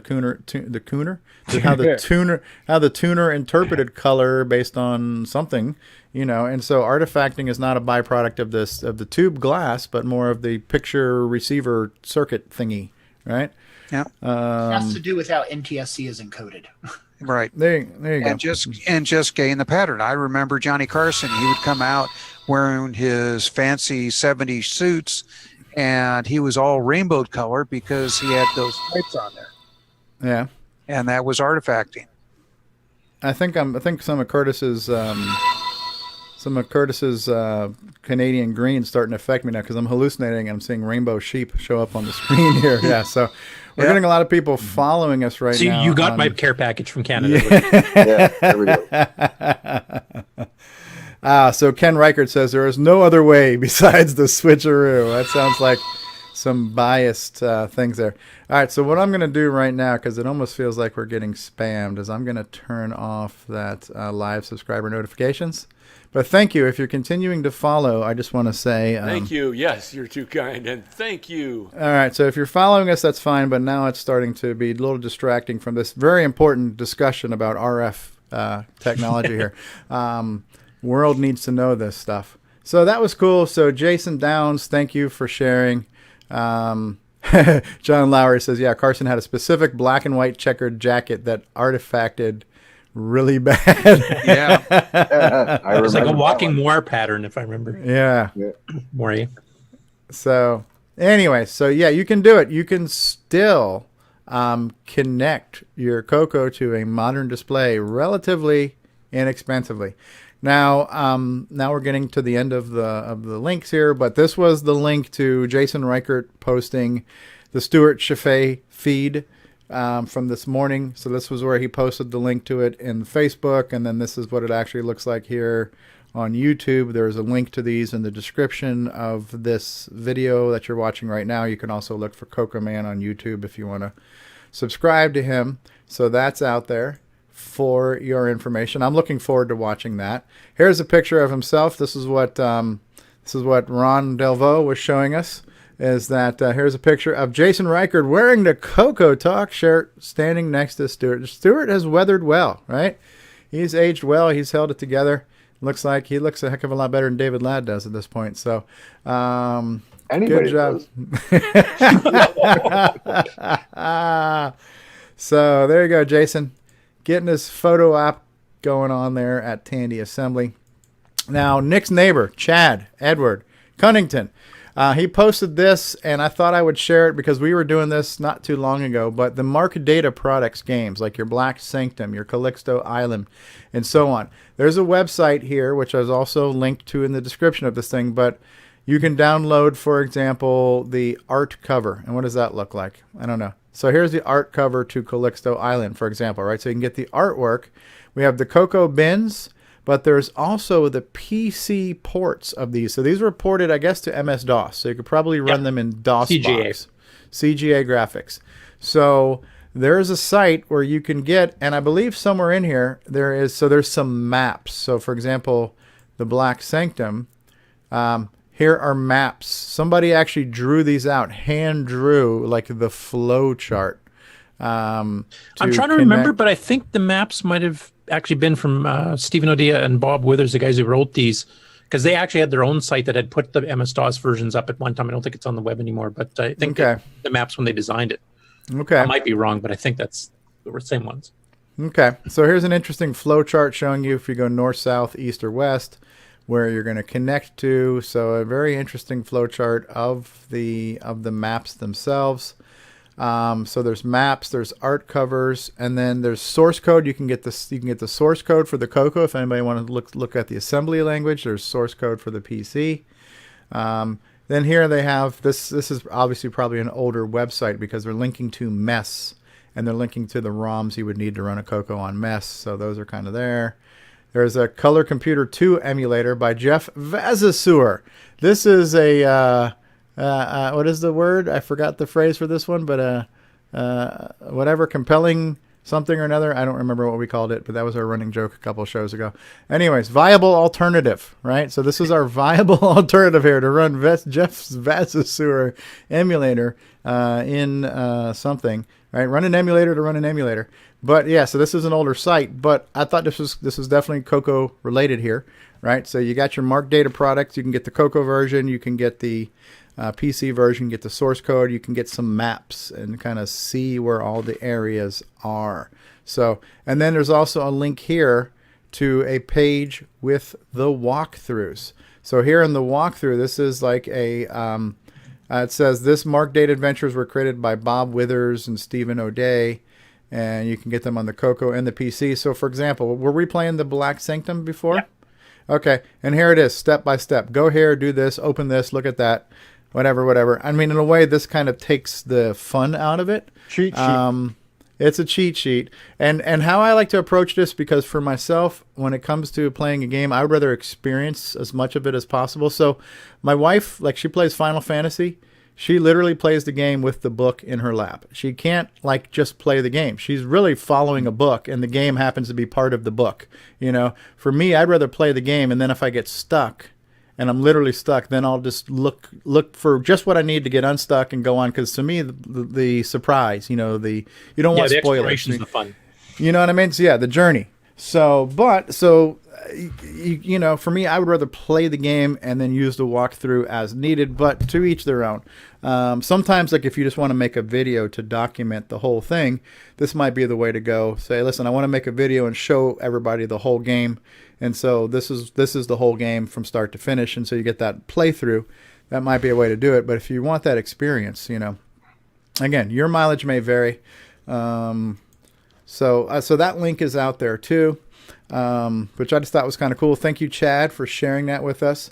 And then we kind of don't need to watch this at this point, but I had this as a backup plan. But Paul Fiscarelli on Long Branch Never has posted a handful of videos from Tandy Assembly. So I think maybe we'll play Simon's video, right? So somewhere in here, he's got Stuart Chaffee. Here is the Simon Jonason demo. So since Simon's not on the show, okay, welcome to Tandy Assembly. How about we take a look at Simon's video? This is 1:25. I think we can handle this. Here we are with Simon Jonason's demo of music playing in the background while loading data off of a disk. Ooh. So we've got a physical disk in the drive. Go ahead and power up. Put the disk in.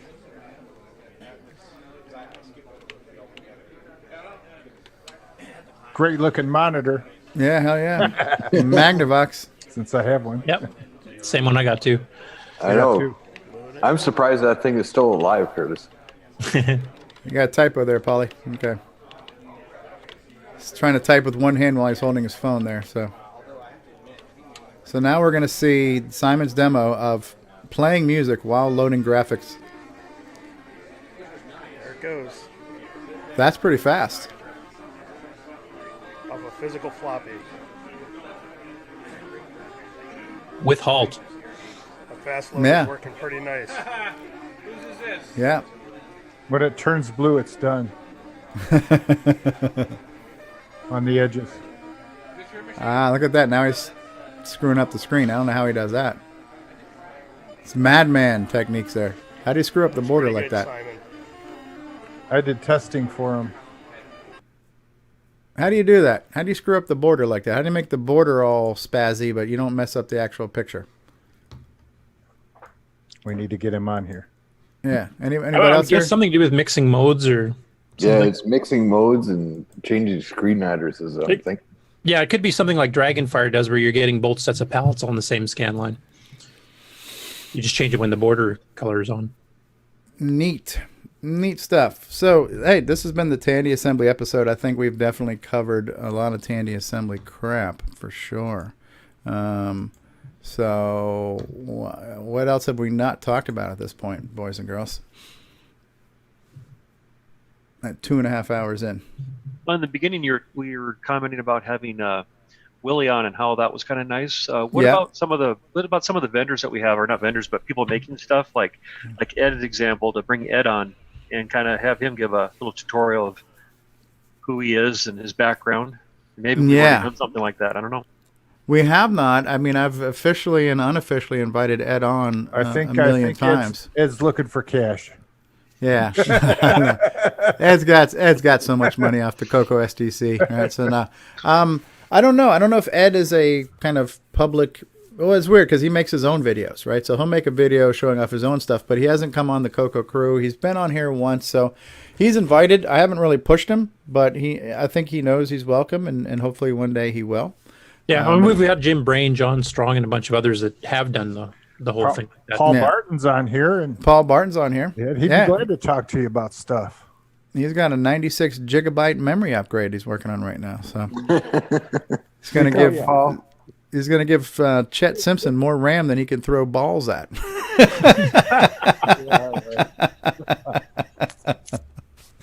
There you go. Paul's, you're nothing like that guy that does the experiments with electricity and winds up zapping himself. It makes a pencil burn on fire and stuff like that. Oh, Tesla. Yeah. What's John Lowry says, I use a Mac to emulate a Windows machine with Wine to run VCC to emulate Sockmaster's Arcade Donkey Kong emulator. Talk about nesting emulators, right? That sounds like a viable alternative right there. So It's actually what I do. Yeah. I'm running VCC under Wine on the Mac. Yeah. That's the job. I'm running BCC under Wine on Linux. Yeah. Well, I think Nick Marotta pointed this out earlier. Listen, as far as I'm concerned, everybody's welcome. And literally it is. Anybody and everybody's allowed to be on the show. I would like for more people, like Ron has been doing. Ron has got a lot of people on here. If people know people or want to ask people, hey, would you like to be on the show? I mean, honestly, it's an open invitation to be here. I think Ed Snyder's a great example. I think we would all love to spend a day with Ed, get inside the head of Ed, right? And learn from him. So, yeah, Ron Delvaux seems to have that magic touch. So maybe we'll get Ron to work on that. So that's a great suggestion. Talk him up. But so if people out there watching the show know somebody, and we've done this too, where we had, when Jim Brain was at the Commodore Expo, we had somebody who came on who runs a Commodore Facebook group, but they just kind of jumped on that night. We were live, and we got some insider info from people who are a little bit more in tune with that community. I would welcome that. Like every now and then we have some of my friends from the Florida Retro Club come on, and these guys know more about Apples and Commodores and stuff, and so we get some of that infusion. I mean, to me, CoCoTALK, even though CoCo is the name, we talk about a lot of stuff. I would welcome others, like we talked about the Vetrix ad nauseum last week. I would be happy to dedicate episodes to talking about other things, and then we could do a retro talk if we had to make it all about the Atari or whatever the case may be. I welcome and invite all of that, but I don't know all the people, and I'm not a pushy person, so I would just basically, I'm kind of passive aggressive and to say, hey, listen, you're welcome and love to have you on, and I leave it at that. And if people maybe they will, maybe they won't, but if other people want to like invite folks or recommend folks to join us, love to have them. Other than Ed Snyder, who else would be like on our wish list of people we'd love to hear from or hear about? Goodman. Marty Goodman? Yeah. Sure. I don't know who's got an in with him. I think Tim Lindner, and then maybe Steve Bjork to an extent. Yeah. I don't know. I mean, it's like I throw stuff out all the time. I've invited the guys from the Trash Talkers on before. And, so if you guys ever want to come on and to talk about what you're doing on your show, you can come on. Yeah, but I think, too, when people are doing their own thing, it's hard to do other things, too. So if people are already running a show, maybe they don't have time to do another show. Maybe we know we've made it when people are asking to come on. Yeah, that would be interesting. That'd be a good problem to have. Who do we have to say no to this week? I'm sure we have to schedule it for next month here because our next yeah. That's what I told Willie. I said, Willie, I'm going to try and get you in. It's going to be tough. We're going to slide you in there. We're going to put you on right after Stuart Chaffee. Yeah. I got to check with Steve, the big guy. Yeah. Who else, Brian, besides Ed Snyder? Who else would you like to see? I don't know. That was the first name that kind of popped in my head. Yeah. So some of the old software authors like Ken Kalish and stuff, I wouldn't mind trying to get in contact with him again and bring him on, that kind of thing. How about the guy that did, was it Photon? It was selling the... Jeff Steidel? The Sundog Systems guy? Sundog Systems, yeah. Sundog. Oh, yeah, Glenn Dahlgren. Yeah, he was popped up recently selling new old stock. Yeah. Hugo DeFort. Yeah, I'd like to hear from him. Yeah. I mean, I think a lot of these guys know. I think Rob Inman says, can we get Charles Tandy calling in from heaven? He's rolling over in his grave right now, wanting to sing what happened to his empire. Ian Maverick would probably be a good choice. Yeah. Ian has done an interview with, I think maybe he did it. I think he maybe did it on Randy Kiddink's show. But yeah, it'd be great to have him on. So I'm going to say it now, and I'll say it loud and say it clearly. Everybody's welcome. And as much as we want to hear from people like Ed Snyder, by the same token, if you're not Ed Snyder and you're just a guy who had a CoCo and you like the CoCo, if you're passionate about the CoCo, you're welcome too. You know what I mean? Because that's what I think is great about this show is that we have our enthusiasts and we have our experts, and it's a nice mix, right? I believe the show is a great cross section of the community, right? We've got people who are just passionate, or maybe even some of them aren't even that passionate. It's real casual. Oh yeah, I still have this thing. It's kind of neat, whatever, but yeah, here's a picture, go to hell. Or to some people are like David Ladd, like, oh yeah, so we're definitely a melting pot of and I want everybody on the show. Yeah, it'd be good to have people that had CoCos back in the day to people that are retro collectors that just picked one up the last year or so and didn't really know about the machine. All kinds of viewpoints would be nice to have.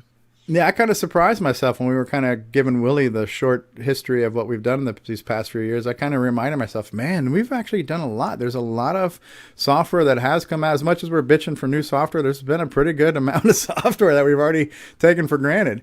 Taken for Greg. Taken for Greg. Robin. Another thing that's cool is whenever you do a commercial, which we've never had this time, there's a lot of people on there. What do you mean a commercial? You mean like to support us? Oh, well, we can pull that up right now. Yeah, never mind. Sponsors. I you haven't done a commercial for a while, Steve. All right. Well, we'll take a look at the sponsors. Let's let Ron go. Let's let Ron go drain the Timberman while we take a look at our sponsors, and then I'll run a commercial break here. And a lot of these guys right now are at all the cool kids are at Tandy Assembly this week, while the rest of us losers are here on CoCoTALK. So Brendan Donahue and the CoCo VGA project, check that out. CoCo VGA. Another way besides RF to get your CoCo on a modern display, you have CoCo VGA as an option. Richard Lorbieski of Boyson Technologies at Tandy Assembly today. Boyson, BOYSON Tech.com. He's out there. He does upgrades. He does repairs. He makes the boomerangs and the joystick adapters and the memories and the protectors and the guardians and the thingamajiggies, right? Jim Brain from Retro Innovations makes all kinds of stuff. He makes an 18-port, a 96-port, and a 437-port multi-pack. He's got products for the CoCo, for the frickin' Commodore, for the frickin' Texas Instruments, you name it. I got your product right here, right? So Retro Innovations at retro.com. Cloud9 Technologies. Mark Marlette, we saw his table. We didn't see Mark. Mark looks kind of like a timberman, too. He's a hunter kind of outdoorsman. He has the flannel shirts on sometimes. So we saw the Cloud9 table. I didn't see Mark Marlette, but they've been making CoCo hardware since, 1924. Cloud9tech.com. Check them out. Our good friend Tony Jimenez, maker of the SD Pack project. If you want to make an SD card boot up like a ROM pack, DIY, go to sdpack.com. Jason, the CoCo Man Reichert, maker of the Switcheroo, brother of Ken Reichert. He has a new product now that's called the Wallaby, capital Y because it's a Y cable. Why? Because you need more RGB, right? And so you can connect two RGB thingies to your CoCo 3. You can get your Switcheroo and your CM8 and whoever the hell else you want to plug into that son of a bitch. You can get that at CoCo3SCARTcable.com or CoComan.biz.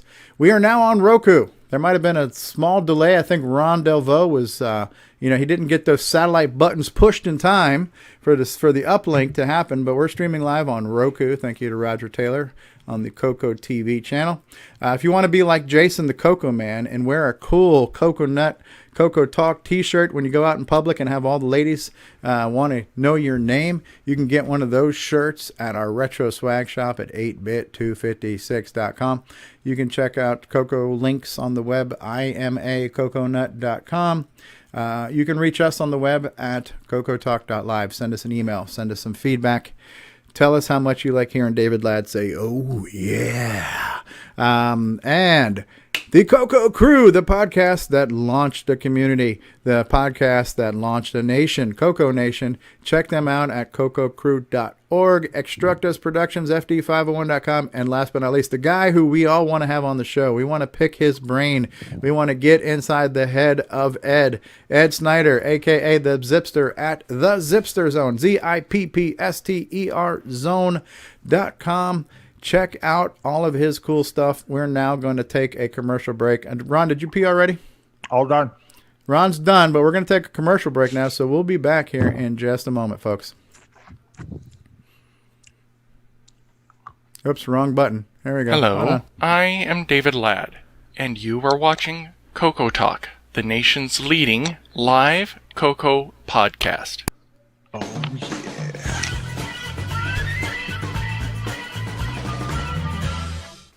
What's going on, everybody? Original Gamer Stevie Stroh here, and if you're a fan of vintage computing and retro gaming, then you're going to love our retro swag shop at 8bit256.com. There you will find custom designs by Instagram artist Joel M. Adams. You can get I'm a Coconut, CoCoTALK, and other cool video game images on a t-shirt, coffee mug, or mouse pad. So if you love retro, then head on over to the retro swag shop at 8bit256.com today. Tell them the Original Gamer Stevie Stroh sent you. At Gsoft, we make games for the TRS-80 Color Computer, TRS-80 MC10, and Dragon computers. Our basic games cover the range of genres from arcade, to text adventures, to simulations, to 3D dungeon crawls. This is our latest puzzle game from Japan, Fruit Panic. So come on and drop by our website and download our latest games. Radio Shack has a great gift idea for the whole family. Fast action TV games, and they're on sale. Get this 6-game model for $29.95 or the 4-game model for $21.95. With rising entertainment costs, that's a real bargain. You play hockey, tennis, squash, and more. Easy to hook up and great family fun that lasts all year long. The sale price TV games.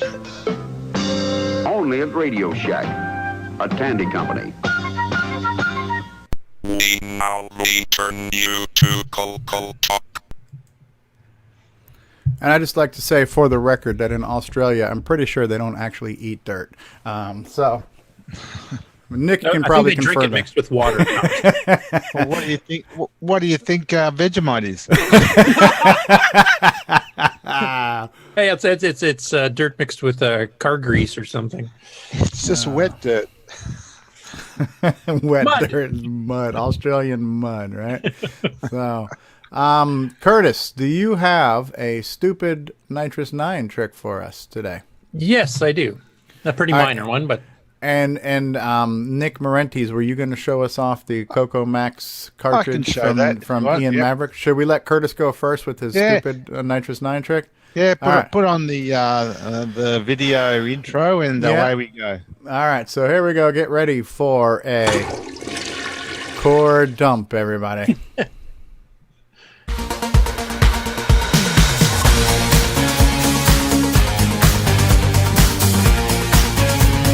It's time for Stupid Nitrous 9 Tricks with L.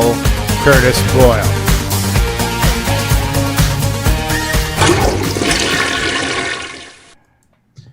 Okay, this is going to be a pretty minor one. If anybody's familiar with the OS9 Level 2 manual, there's a transparency on-off option.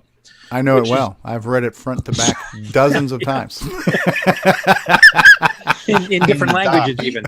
Ease of use doesn't require that manual anymore. That's right. At any rate, it mentions in the manual that transparency switches if you're on a graphics screen and you're printing text. You can either have it transparent so it leaves the background alone and puts your text over top of it, or you can turn it off so that it actually wipes out everything underneath to make it more readable if you have some background. Now, one thing that the Level 2 upgrade had done was that they added a transparency in hardware text as well. What basically that means is it keeps it keeps your current foreground color that you've specified, and whether you have blink on or underline on, but it leaves the background color alone. Now, we put that into the original Nitrous 9 back when Bill and I were working on it, and then for some reason, I think it was Alan DeCock pulled it out because he said it wasn't in the manual, so I'm not going to support it. I thought, well, that's kind of dumb because the upgrade had it, and why not add features? So on the ease of use, I don't think the 3.3 distribution on the repo has it enabled, but it is enabled on ease of use beta 1 and the upcoming beta 2. So that now works. You can add that to the manual. We're going to be adding it when we do the revised manual, but you can actually do some transparency on hardware text screens as well. Interesting. I mean, I could show a little demo, but there's not much to show. Show it. Show it. Yeah, a picture is worth 1,000 words. Okay. And the OS9 manual is at least 1,000 pages. So, hey, is that showing up? That's showing up.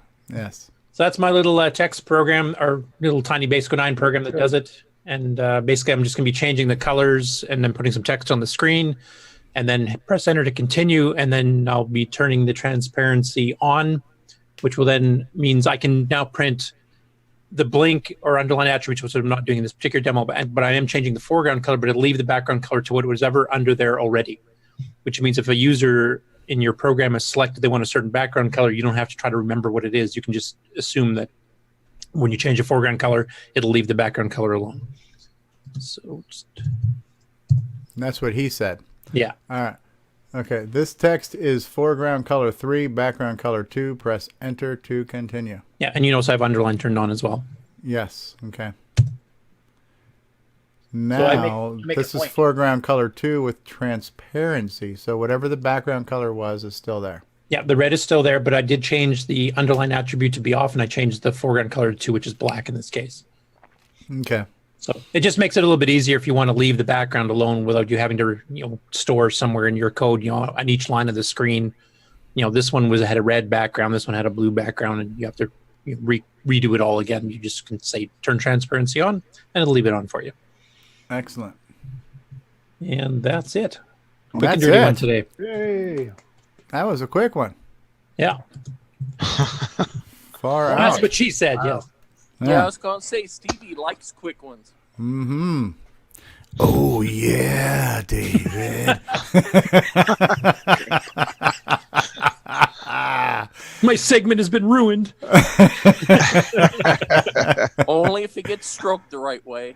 Oh, for the love Oh of my Pete. God. All right. Where's that mute button? All right. So now Nick Marentes has got something. All right. It's not as exciting as a stupid no- OS9 trick, but No, not quite. Yeah. The other day, I think I mentioned last week that I bought one of the Ian Maverick's remakes of the CoCoMax hardware cartridge. And if I turn on my video and hope it works. hey. I don't see and any dirt. I don't see any dirt here. no dirt. No, I swept up before I You already ate. came on. That's right. So that's the remake of a CoCoMax cartridge, and that's it on the other side. Nicely, professionally done cartridge. It has the jack for where you plug your standard CoCo mouse or joystick. I wish he'd made it just a little bit shorter because it's a little bit compared to a case, a ROM pack case. It's just a little bit long. So I was hoping I'd be able to put it into the case and then just cut out a hole for the thing at the back. That's how the CoCoMax one was. Okay. But the remake's a bit longer and you can't. So okay. I don't use CoCoMax a lot, so I just leave it as is and plug it into that dreaded thing on the right here, multi-pack. I'll plug it in later. So, well, actually, I'll plug it in now if you want to see it. Yeah. And so this is basically a hardware-based high-res joystick interface. Yeah, right? it gives you 8-bit resolution on the mouse as opposed to 6. 6 bits, the standard CoCo resolution, can only access 64 pixels. Which means on back in the CoCo 2 days, the P mode's 4 screens, you couldn't access every dot with precision. Right. Now, so CoCoMax, when it was written, they decided to make this high-res interface, which has an 8-bit analog to digital converter chip. So it's giving you 8-bit resolution, which accesses 256 pixels, which is exactly what a P Mode 4 screen has. So now with CoCoMax, you can people have gotten the old CoCoMax program and hacked it to use a normal joystick. So you can find a version which will work with a normal mouse or joystick, but only at 64 pixel resolution, which makes drawing curves and lines by hand a bit jumpy. So it's hard to get a good smooth curve. It'll always be like a very staircase thing. So yeah, you still can't quite beat the hardware interface. So I'll first of all turn off my CoCo multi-pack and your multi-pack before we blow it up. Plug the cartridge in. You're a big fan of cartridges here too, right, Nick?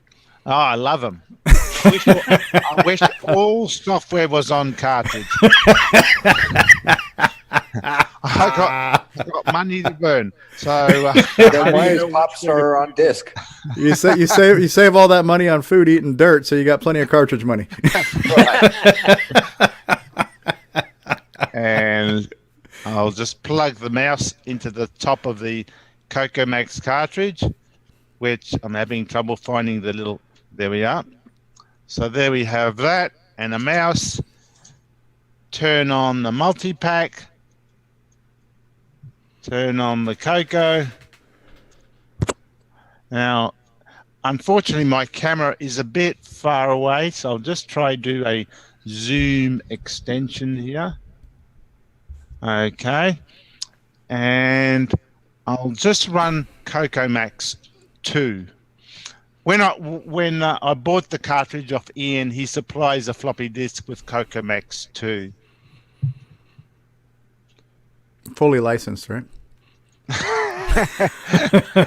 We'll ask Tim Jennison who wrote it. Yeah. Actually, no, I guess Dave Stamp did CoCoMax too. Tim did the first one. Yeah. Did David Stamp write the second one? Colorway. CoCoMax 2? Dave Stamp, I think, wrote the second one, didn't he?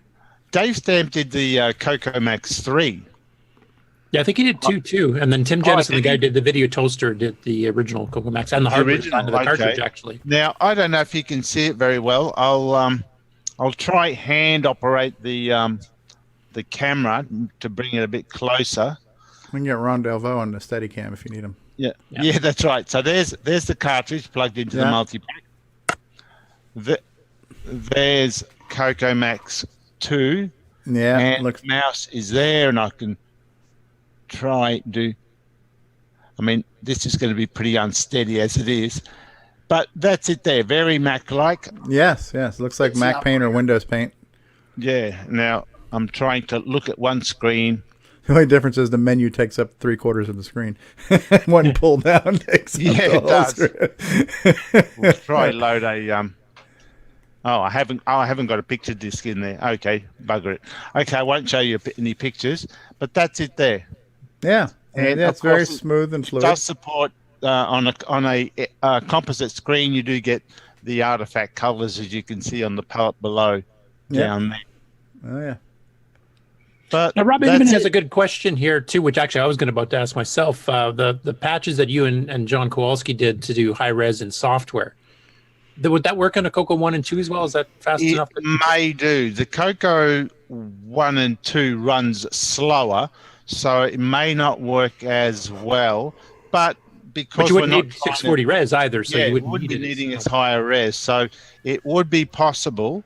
But yeah, we haven't bothered to try just yet. Okay. Yeah, it should be possible to a degree. Whether it'll be as smooth, I don't know. But as you say, you don't need to be trying to get 640 resolution, only 256. So you might get away with it. Hey, anyway. Nick, do you have a purpose in mind for wanting to pick this up, or you just wanted to? No. I've got a CoCo 2 that I want to restore, paint the case because it's yellow as. And I thought, one of the most landmark programs I can think of back in the day was CoCoMax. It was a very Mac-like program. It was nothing like anything else. Very professional. And I just thought, I want to get my CoCo 2 running CoCoMax in its native high-res mode. And Ian had these high-res interfaces, and he was selling one cheap for me, so I thought, okay, I'll buy it. I think it's truly because Nick just loves collecting cartridges. That's right. It's another one to have. I was very disappointed it's not in a plastic case. Another $30, so you wanted to spend. That's right. That's right. Might have to sell one of the Ferraris for that. Nick, is it possible to write a program to use that to actually do a game or something for in the future? Yeah. You can talk to it to the cartridge. Yeah, you could access it, write your own programs to use the high res interface. Yeah, I don't think anyone else did though. Yeah, just the original CoCoMax and CoCoMax 2, I think, are the only two I know that used it. Yeah, that's it. Actually, wait, one of the third-party ones, was it Eric Gabriel and Greg Miller? They did a Mac Paint. I think they might have had support for the cartridge. I can't remember now. I don't know. Mick I Paint, don't think they did. They didn't? Okay, I couldn't remember because I know they did some patch versions I got off CompuServe back in the day. Right. Yeah, no, I don't know. Yeah, but it's the usual story, whenever a hardware device is an extra, well, not everyone has that extra. So the chicken and egg thing we were saying, software authors are not going to support something that is not widespread enough. Yeah, in this particular case, I don't think it really mattered, though, because the whole point of CoCoMax was that you got this with it when you bought the program. It was a package. You got the high-res interface and the program, but yeah, this was almost like copy. This was almost like copy protection for the software, right? Because it wouldn't run without it. Yeah. Well, it was that. If you got CoCoMax 2, then you already had the cartridge from the first one. Then you didn't have to rebuy it either. You just got this new piece of software that also used it. Yeah. Well, the other thing is, too, though, Max is the files it makes, right? And other software supports viewing those. Such as... there are other programs, but they don't let you edit the pictures though. No. That's where you need the high res interface. The only graphics program I ever used was the original Graphicom. Anybody remember that one? Yeah. That was kind of neat. I don't remember what its interface was like. I just remember having fun with it. It had two joysticks required because you had one that moved a little 64 by 64 box, and then your other joystick was within the 64 by 64. It was the way to get around the resolution thing. Ah. Okay. Yeah. And then that CC software for the digitizer, the DS69, that supported loading files in to view them for Graphicom. And there was a Graphicom Part 2, too, if I remember that Marty Goodman was actually a contributor, too, if I remember correctly. Yeah, that one seemed like a completely different program. I think almost seemed like they just took the name and just made a completely different program. Graphicom was just kind of really interesting. The only thing I remember about it was that it had its own floppy format where you could format special Graphicom-only discs that held a little bit more information and loaded a little faster. And was that program written in Forth? Can you remember, Curtis? Graphicom? Yeah. I don't thought remember. it was written in Forth. I heard somewhere. I have no idea. Could be that. I don't know. Yeah. But I remember the demo disc that came with it, too, because they had... They would actually let you cycle through 4 screens because I think it required 64K. So they had this demo disc that had like these rotating cubes, like these 3D cubes, like in a circle. And there was 4 pages of that, and you could like adjust the scroll speed of your joystick and make them spin really fast or spin really slow or spin forward and reverse. And so it was such a cool demo just to see these. Before there was a bouncing ball, we had these spinning cubes, and it was just it was kind of cool. And we did that for hours. Yeah, yeah. They had fonts you could do with it, and just different things. I don't think it was as uniform as like this CoCo Max thing was. I think that from what I recall, and it's been years since I've seen it, but I think it was a little bit more abstract in how you interface with everything. But I remember having fun playing with it. Yeah, and it was the first decent graphics editor we had, I think. So it kind of took a market in storm until the Mac came out, and then later that year, Tim Jennison released the original CoCo Max. They had an elaborate screen to pick blue or red, or for the color set. In the beginning, it said white something. Remember seeing that? It was like a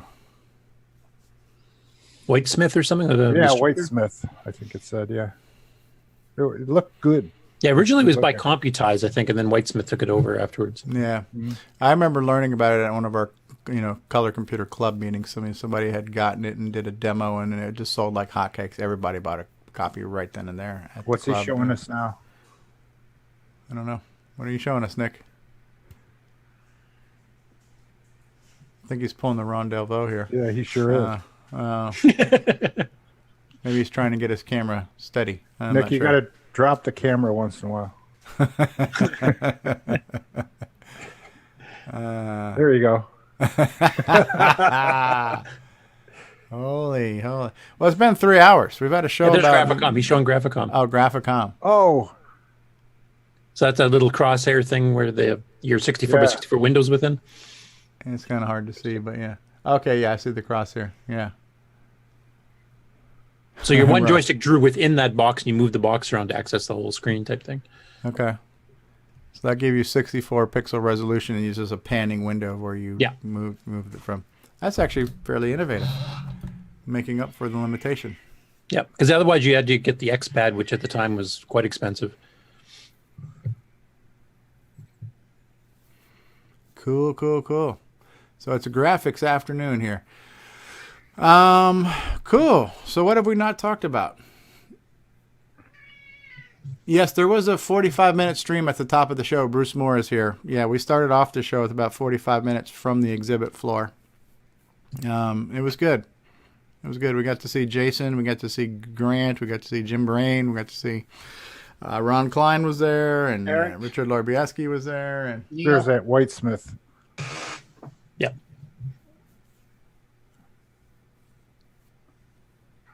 Oh, look, some animation. Yeah. Graphics demo by Whitesmith, huh? Somebody's cat is dying. Yeah, my cat. I don't know. It's like my daughter can't hear it, right? I can hear it. You guys in another country can hear it, but my daughter, who's 20 feet away, can't hear the cat. To get Madison. Give the damn cat some water. Yeah, oh, that's cool. Yeah, look at that, showing the cross section of the pencil lead and everything. Yeah, there were a lot of cool just samples and demos that came with Graphicon. They were really neat. Artifact to not. Yeah. Neat stuff. Earlier in the show, too, when we were talking about ways to connect your CoCo to a modern display, we should also point out, because, listen, the CoCo VGA, as cool as it is, it's not for everybody, right? It's got a $100 price tag. There is some assembly required. You kind of sort of need to modify your case, or at least run a ribbon cable outside of your case. So it's not for everyone, right? But it is a viable alternative for some of those who want to go down that road. Now, there's another solution that's less expensive, which would be Ed Snyder also has an RGB to S video adapter, and I believe Jason the CoCo Man has one of those too.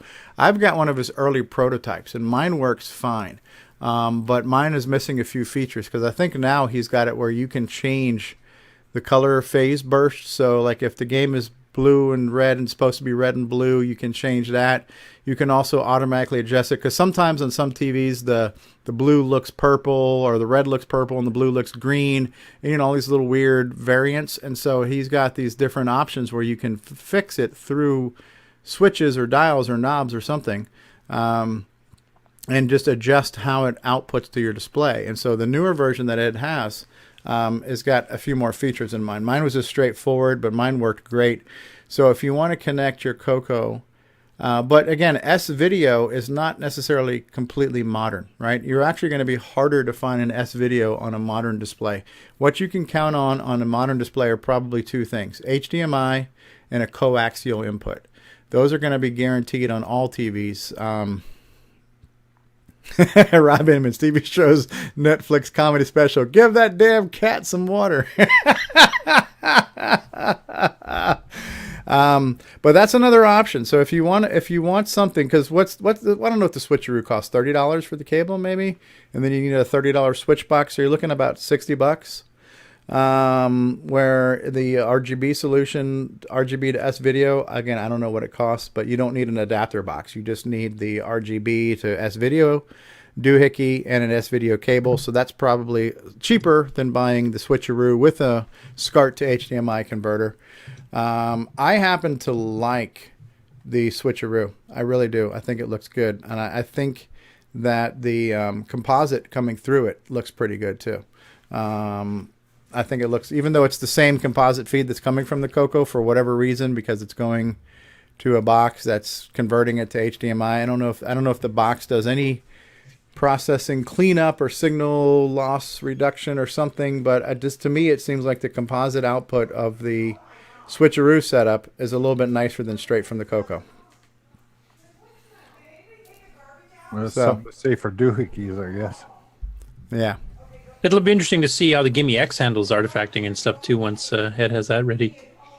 Yeah, because even honestly, VGA isn't modern either. When you think about it, VGA is actually extremely becoming outdated. extinct. Yeah, yeah, and most modern TVs don't have VGA inputs anymore. There was a time where a lot of HD flat panel TVs had a VGA input. That's almost completely gone now. Hey, Curtis. Yeah. Yo. I got a question. If someone was to take a bunch of chips and make up a gimme, could they do it with just chips? Instead of the special package it comes in. I mean, is the gimme actually a whole bunch of circuitry all in one? Oh yeah. Could you but you can definitely do it with modern CPLDs and stuff. That's what Ed's doing with the Gimme X. He's actually making a clone of the Gimme that'll do everything the Gimme does, adding VGA output and adding some more extra features even after that. So. Oh, okay. Problem is with conventional logic, there'd be a lot of heat and power draw. Right. That's combining everything down to the Gimme is, like what Apple did with their MMU stuff. They combined a lot of circuitry down into one chip. Makes it harder to clone, but it also, reduces power and cost. So you could actually clone a CoCo in one chip, theoretically. Oh And that's what the CoCo FPGA and the Mister and all the other ones kind of do. Hey, Bruce Moore is here. Hey, Bruce, how's it going, eh? We got 3 Canadians on the show today. I wonder if that should qualify me for some tax incentives and some government subsidies. So I need that'll qualify you for tariffs. That's tariffs. Is that what it is? There's a cold wind blowing. Which province is going to kick in here? Need to speak to the minister of coin and see if I can't get some insight. Listen, I'm giving you guys jobs, right? So we're sending a hazy cloud over to you soon, and then we'll take you over when you're all numbed out.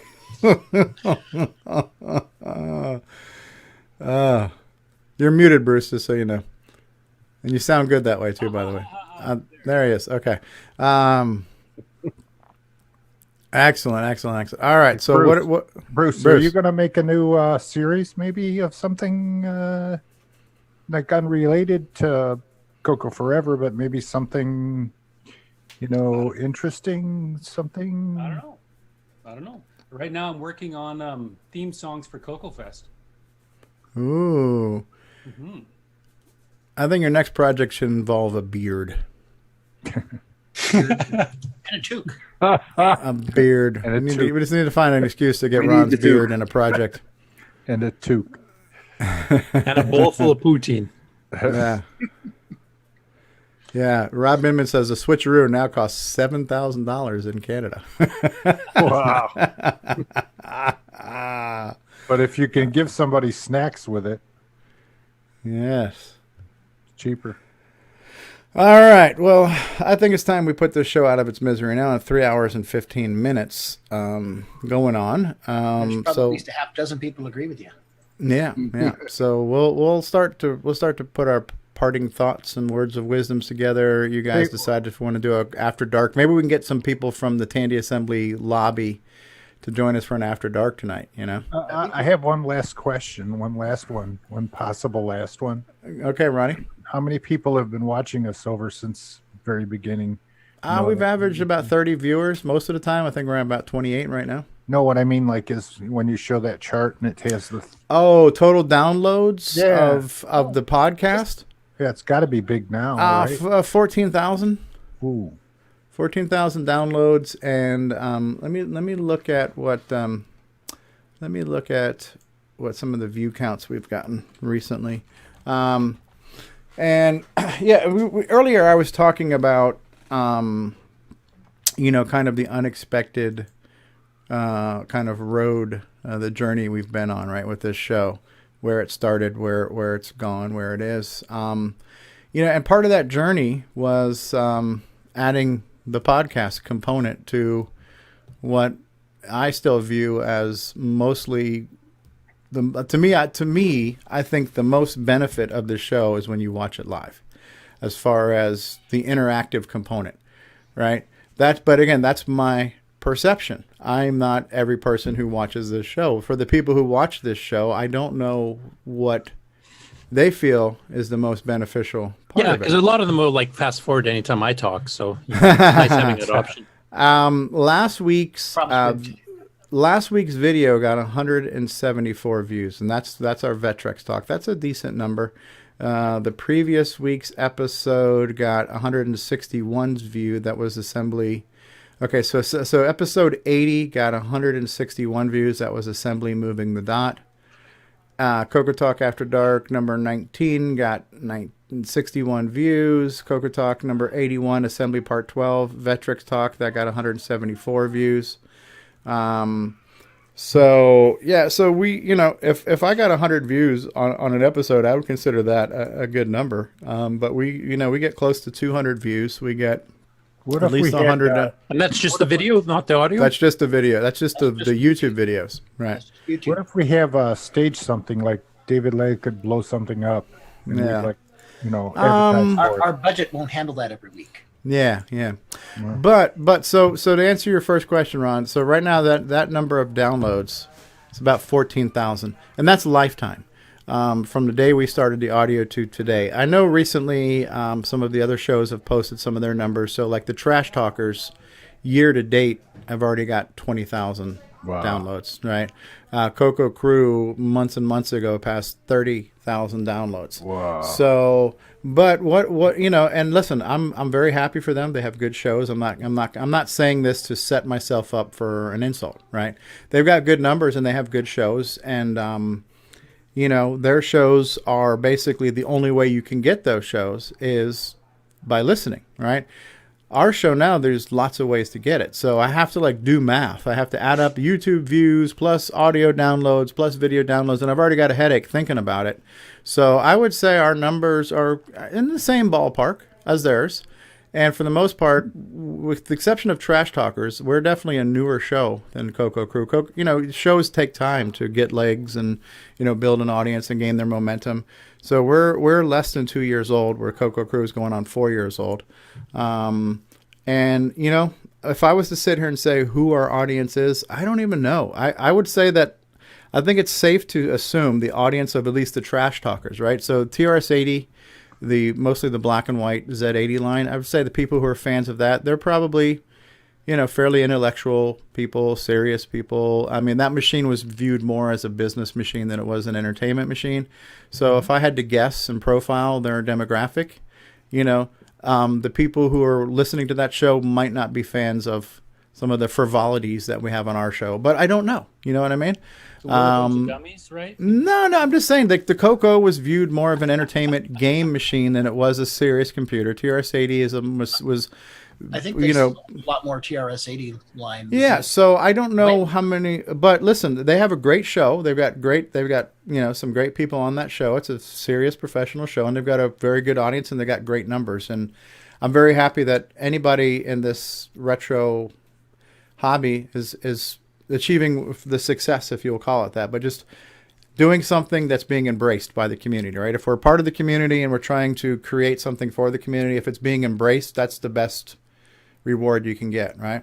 But when I look at these numbers, I don't know how to think about them, because it's like, to me, the only number that makes the most sense right now is that we've been on the air for 3.5 hours. We've had about 30 people watching us, and I can see messages flying by the screen while we're here and we're all talking. So I feel like in this moment, this is where I feel this is the magic of the show. And to me, this is what the show is to me, because I'm here on it and I'm talking to you guys and the people are chatting, and that's where it is. But there are other people who either can't watch it live or don't watch it live and then hear the replays, and I'm hoping that secondhand experience still has some value for them, either informative or entertaining or whatever the case may be. But I don't know how other people feel about it when they watch it.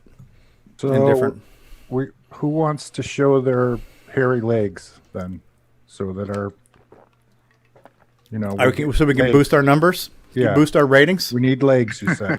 Yeah, and someone we'll have the CoCoTALK calendar, Yeah, but I mean, what do you guys think? And for those of you who are watching us right now, what does it mean to you guys? I don't know if best is the right word, but what format of consumption do people do that works for their schedule or their device or their data plan or whatever? I think it varies depending on the user, and that if the numbers stay fairly consistent, I think that's it means the show is successful. Oh yeah, that's constant audience. Yeah. I think we're consistent. I think our viewership is consistent. I think we've got our little peaks and valleys, but it's consistent. Like we know, for example, James Diffendaffer, he sometimes has to stop using the video version of the show because he's run through his bandwidth cap for the month. Right. Switch to audio if he wants to change it. I know Bill hits that a bit somewhat too, where he is. Yep. But I just wonder, for the people who watch the show, what is the show to them? To me, the best part of this show is being in the moment. Yeah, the interactivity, live. But the second best part is when I do listen to it later, I hear all the stuff I missed, because even though it's really hard to hear things when I'm processing 3 screens worth of information. Yeah. That's just it, Steve. Like, I like listening to the replays, because then I get to actually really get the concept of what everybody's saying, I guess you could say. Yeah. Yep. And sometimes, depending on the segments we have or the guests we have, sometimes this stuff is very visual. So sometimes if I want to go back and kind of re-listen to it, I won't just listen. I'll go back and watch the video version because I want to see some screenshots or Stevie dying on level 1 or whatever it is. You know, That's kind of why I missed anything. But that's all normal. Yeah. Well, what was I going to say now? I don't remember now. I think it depends on the viewer, though. I mean, certain people have certain things. Like if you're trying to follow the assembly language stuff with Steve Bjork, I mean, a lot of that is slide based, and if you don't watch the video version, you can't see some of the stuff he's talking about, or he might have some background stuff on the slide he doesn't actually say out loud, so you'll be missing part of the show, actually, part of that segment. And that's a segment that wouldn't be for everybody, because if you're not into programming, then that's not even even an interesting part of the show. Like today, you showed off Hugo and Paul Thayer's showing off screenshots of the various things you're talking about downline with different colors. Well, if you don't see it, that doesn't really mean anything to you. Yeah. So here's what I was going to say. This came back to me, and I think I posted this on Facebook. So for those who aren't aware, so, we mentioned you can watch us live, right? So obviously, when we're not live, you can go back to the YouTube channel. You can watch the YouTube replay, and that's on the internet for as long as YouTube's around, right? So you can watch all the old episodes. You can watch today's episode, and 2 hours after we're done, if you missed us live, you'll be able to watch the replay. For most people know that we have an audio podcast, and we also have the video podcast. And what I don't know that everybody knows is that I also have it set up on the podcast page where you can actually download the actual file. And I did post that on Facebook, right? So let's say some people are like, listen, I'm on a train or I'm taking a commute and I can't stream it. Well, you could actually download it, right? So if you go to the CoCoTalk.live website and you click on the podcast page, that takes you to the podcast page that's part of my hosting plan through Podbean. And every episode, at the bottom of the description, there's a link that says download. So you could download the MP3 of the audio, you could download the MP4 of the video and put it on a flash drive or download it to your phone or your tablet and then have it for playback, and it would require no additional bandwidth while you're mobile. So I'm just going to throw that out there just as an FYI. If the bandwidth or the ability to stream, like maybe you're in a train and you don't have a signal or whatever the case may be, there's a million reasons why you might not be able to stream it. You can download it. Chris Peterson says, love the show. Think you guys are doing great. The live element is pretty kick-ass as well. Mark says the camaraderie is the best in the CoCo community. All right, cool. Well, Steve, I just wanted to mention, for myself, since I have the limited bandwidth, I actually do the podcasts more than I actually do the video version. So just to get the element. Right, you get it. So it's a smaller file. I don't need the video. Okay. You know what Curtis looks like, and he's better. He looks better without seeing him. I see him too much anyway. Curtis got a damn mullet. Yeah. He's got a face for radio, kid. Yeah, you won't get to see me pull stuff out of my hair for a soldering iron. So I don't know what the show is to everyone. I'm just grateful that I have a handful of you show up every week to be on it, and there's a handful of people that show up to watch it. Honestly, for me, it's more about the quality than it is the quantity. I've never viewed this show as being a competitor of the other show. I think we're a companion to that show. Complementary. Yeah, and so I have no malice towards them, and they're a bigger show, they're a longer running show, and I think it would be hard for us to exceed their numbers, but it's not a race, But I don't know. I would rather have 3 people get together and just talk and have fun, and as long as we're having fun with the quality of conversation I'm having with 3 people, and if only 3 people viewed it and it was the same 3 people that were on it, that would still be okay with me if we just enjoyed what we did. So to me, the experience is bigger than whatever numbers are associated with that, Yeah, for me, the biggest difference and the biggest reason that our show is successful in its own right, I think, is the interactivity, the fact that it's live interactive. And this, for other podcasts, works too. Like Twit TV has a very active chat room, and they get involved in the show. Leo will read out stuff on the air type thing that people are saying and interact with the audience live. And that makes a huge difference because there's quite a few other podcasts. They do have a chat room, but they never look at it. So you don't feel like you're part of the show. You're just watching it. You're talking amongst the other fans.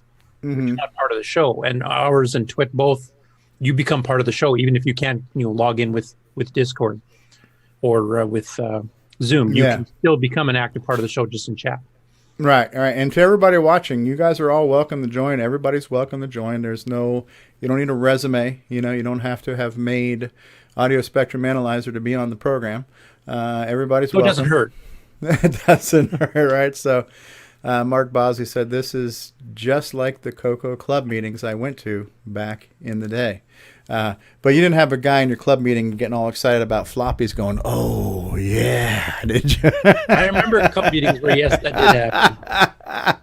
Yeah, you don't go to the right type of meeting, Stevie. I remember one getting super excited about our printer because he brought this big honking printer for a mainframe, and he actually lugged it to a meeting and was hooking it up and trying to hook a keyboard directly up to it and then to the CoCo through serial port, and he was just excited. Yeah. Did he get it to print? Yeah, he did. I don't know. Printers never excited me. Printers, even when printers were new, I was never excited about printing. I've never been excited about serial, other than we needed serial to get online. When that was the only way to get online. That's when I was excited about serial. Back in the day, you had to have a printer if you were in business. I was in business, and I used my CoCo to print invoices, and that was like critical. Yeah. And Bill and I mean, the CoCos ran the whole printing department for years. Yeah. Well, how many printers do we have there? Like, it was 1, 2, 3. I think at the end we had 5. Three lasers and 2 line printers. Bruce, am I supposed to do something with this MP3 file? Well, play it if you like, yeah. Okay. Proposal for the next CoCo Fest theme song, because they kind of were asking if we can get a theme song for it. Yo. Okay. So let's. And unlike me, Bruce actually has musical talent, so this should be good. Oh, come on. 39 and holding. Retro never gets old. Never gets old. Oh, you can't hear it. I'm not sharing sound right now. Oh, you're playing? I thought you were still downloading or something. Let me set it up. Let me set it up. Next so CoCo is 39, and so the idea of the 39th anniversary of the CoCo, that's the idea here. 39 and holding. Okay, so a lot of people on the internet's heard part of this. Now the rest of us will hear it. The panel will get to hear it now too. Hold on, I'm having problems with my screens, and I just lost my other screen. Okay, you guys are back. Toto is here. Okay, let's try this again. I'm going to put the volume at around 50%. 39 and holding. Retro never gets old. Never gets old. Hey! 6809. And then you just talk over this. That's right. The color computer is 39 years old. Where were you 39 years ago today? If you were David Ladd, you were probably still a twinkle in your father's eye. No, that's cool, Bruce. Let's play that again. You're still seeking to the next track. That's right. 39 and holding. Woo! Retro never gets old. Never gets old. Hey! 6809. 6809. Yeah, Steve I like on live backing vocals. Like that the high note in CoCoTALK, right? I've got another one I came up with, a more generic one. It's a spoof of Country Roads. Oh yeah. I'll put that together, and yeah, that sounds good. Cool one, because that was the very first multi-part harmony song on the CoCo I ever heard. Oh yeah, yeah. Is that the one that had all the little semi-graphics pixels show up on the screen while it was playing and everything? It was done by Speech Systems before Musica. What was their previous program called that did multi-voice? The Composer. Mm-hmm. Well, we're going to play us out on that song. To play us out, we're going to do a little new track off of Bruce Moore's album called 39 and Holding. It says if you're at the CoCo Fest registration desk, you're 6809 years old. All right, so I had actually said this to Alan Huffman, who's really good at jingles. We need to get like a parody of 8675309 that ends in 6809. 6809. That would work out, kind of 6309 is melodically. better. 6309. Yeah. So, but some people are purists, right, Stevie? you know what? But I have a phrase. I have a French expression for those people. Les screw them. Or you can use that hand gesture Grant kept using. Yes, you're number one. 6809 in a cartridge. Yeah. So we need a 8675309 parody with 6809 or 6X09. How about that? So insert number of your choice here. If you guys come up with the lyrics, I'll even play it live at the show this year. Wow. That was actually fun. Honestly, for me, CoCo Fest, besides the camaraderie and David Ladd, was the musical jam, right? So it was kind of fun. A little bit of everything. And honestly, it looked like Tandy Assembly was fun today. So, and there's a whole nother day of Tandy. Maybe we can do another show tomorrow, right? Maybe we'll do an After Dark tonight. Maybe we'll get to see their trivia or something tonight. And maybe we'll get a little bit more Tandy Assembly tomorrow. So maybe a bonus Tandy Assembly talk tomorrow. So stay tuned for that. Motorola 6809. Motorola 6809. All right, so there's something. We can work with that. All right, parting thoughts, words of wisdom. Hitachi would work as well. Hitachi's 3 syllables as well, so that also works. Hitachi 6309. Hitachi 6309. Make more hardware. What's that? Make more hardware. Make more hardware. Yeah, somebody ought to do that. Yeah, Paul, you know anybody who can make hardware? No. Go into Ron's garage. You can find some hardware there. Just take a hammer to it. We should show more CoCo. Have you seen how deep that pile is? That sounds like a Bee Gees song. It's me you need. The troll has returned to chat. How deep is your pile? Troll has returned. Ah. Oh, I got it. TRS 6809. TRS 6809. Yes. That might work. Work on that, Bruce.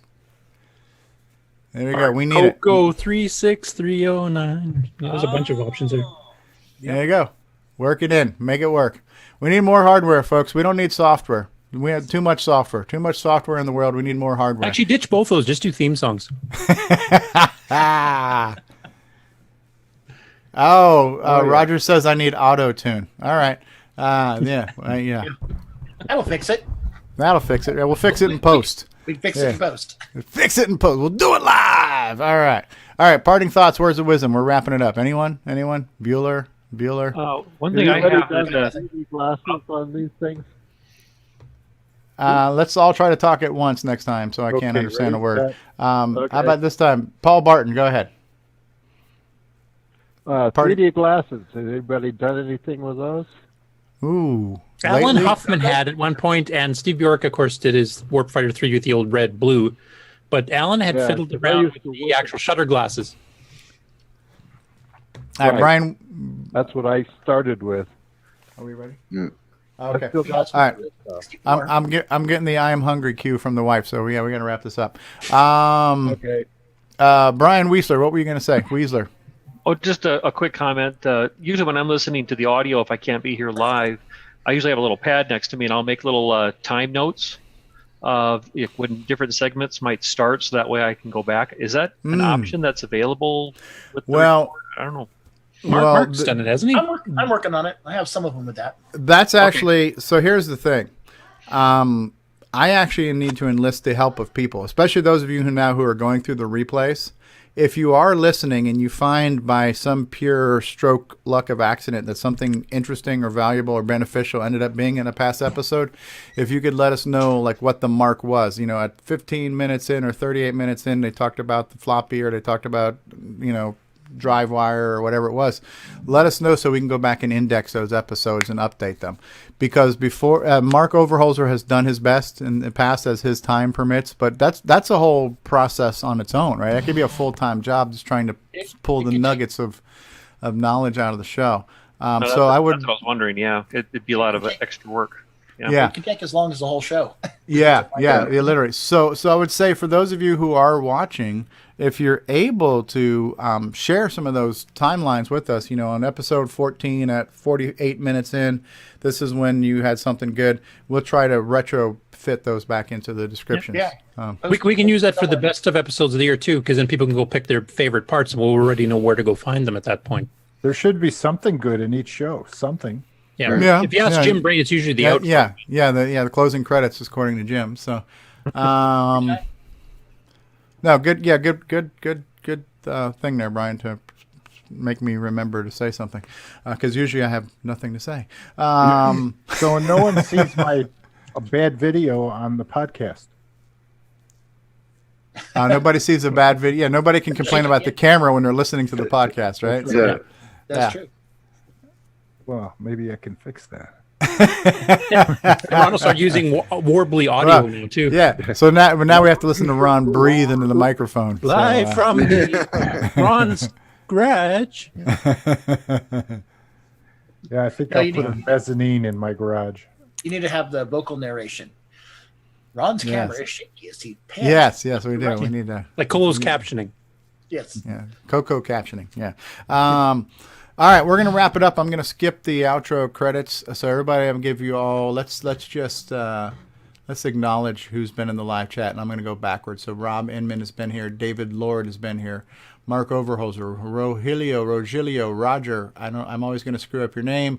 Rob Inman, Steve Powell, Retro Innovations, Nick Marotta, Mark Overholzer, Curtis Boyle, Mark Bosley, Chris Peterson, Al Hartman from Jersey, David Lord. Bruce Moore, and Mark Overholzer, Al Hartman, John Lowry has been here, Rob Inman, Mikey was here before, Mikey, and all kinds of people, right? So Dan Shepard was here earlier, Jason Downs was here earlier, Retro Innovations was here earlier, Chad Cunnington has been here, Ryan Gavigan has been here. Steve Powell. Davey Mitchell was here. And Curtis and Mark and Toto was here. And Auntie M was here. And everybody was here. Game Over was here earlier. Just all kinds of people in the live chat. Thank you all for being here. Thank you. You're too kind. And on the panel, we've got Bill Noble. Hey, how's it going, eh? We've got David. Oh, yeah, Lad on the show. Nick Marentes from Down Under, Brian Weisler, L. Curtis Boyle, Mark D. Overholzer, Paul T. Barton. We got a lot of multi-initial names on here. D. Bruce Moore, and Ron Timberman Delvaux is still on here. As you say. And I'm Stevie Never Gets Past Level 1 Stro, and this has been CoCoTALK. Episode 82. They get that damn cat some water. Get off my plane. Get off my yard. Get off my damn plane. Get that damn cat some water. Tandy Assembly. Maybe tonight we'll have some more, so stay tuned for Arville Bess has been here. A lot of times at the last second, Disney Saints fan will be here too, so hopefully Disney Saints fan, if you've been out there silent, observing, hello to you. Get off my lawn, get that damn cat some water. Tandy Assembly episode. So very possible we might have an After Dark tonight, and maybe even another bonus episode tomorrow. So for those of you who are saying, hey, when I'm done all caught up on CoCoTALK, what can I listen to? We're going to try to crank out 4 to 18 episodes every single weekend. So it's just humanly impossible to listen throughout the week. That is my goal. So I already have a problem with that already. So. Episode 400. Yeah, Bruce Moore, you gonna jam it? You gonna play us out? You gonna jam as we play us out now? Sure, I can sing you something. Go ahead. Let's get some. Play us out, Bruce. All right. Let's see here. CoCo Fest, make the trek to the place we belong. Heron Point, make the trek, CoCo Fest. That works. It's got a beat to it. Roll credits. Yeah, Country Roads actually works pretty good for that. Touch the heron.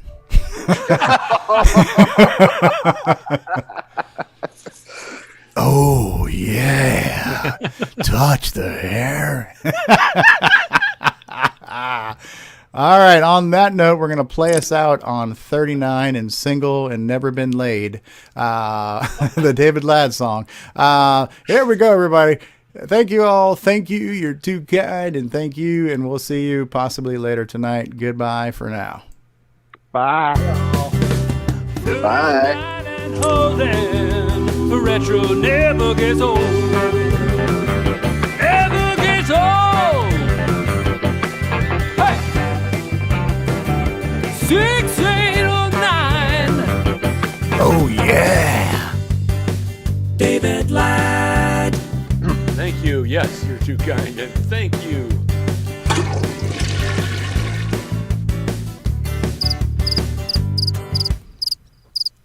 We gotta let it go again. I was getting the whole remix soundboard thing going on. There we go. And holding. Retro never gets old.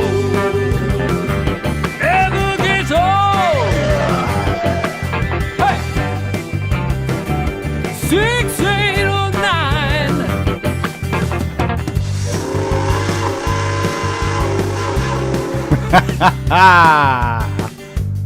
Oh, I'm much happier breaking stuff.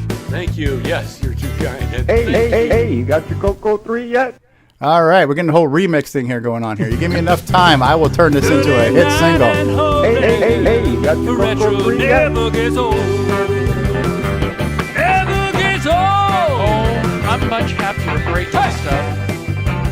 David 6809. Take care, Ryder. thank you. Yes, you're too kind, and thank you. All right, thank you. You're too kind. CoCoTALK episode 82 is a wrap, and we'll see you some other time. All right. Ron Delvaux. All right.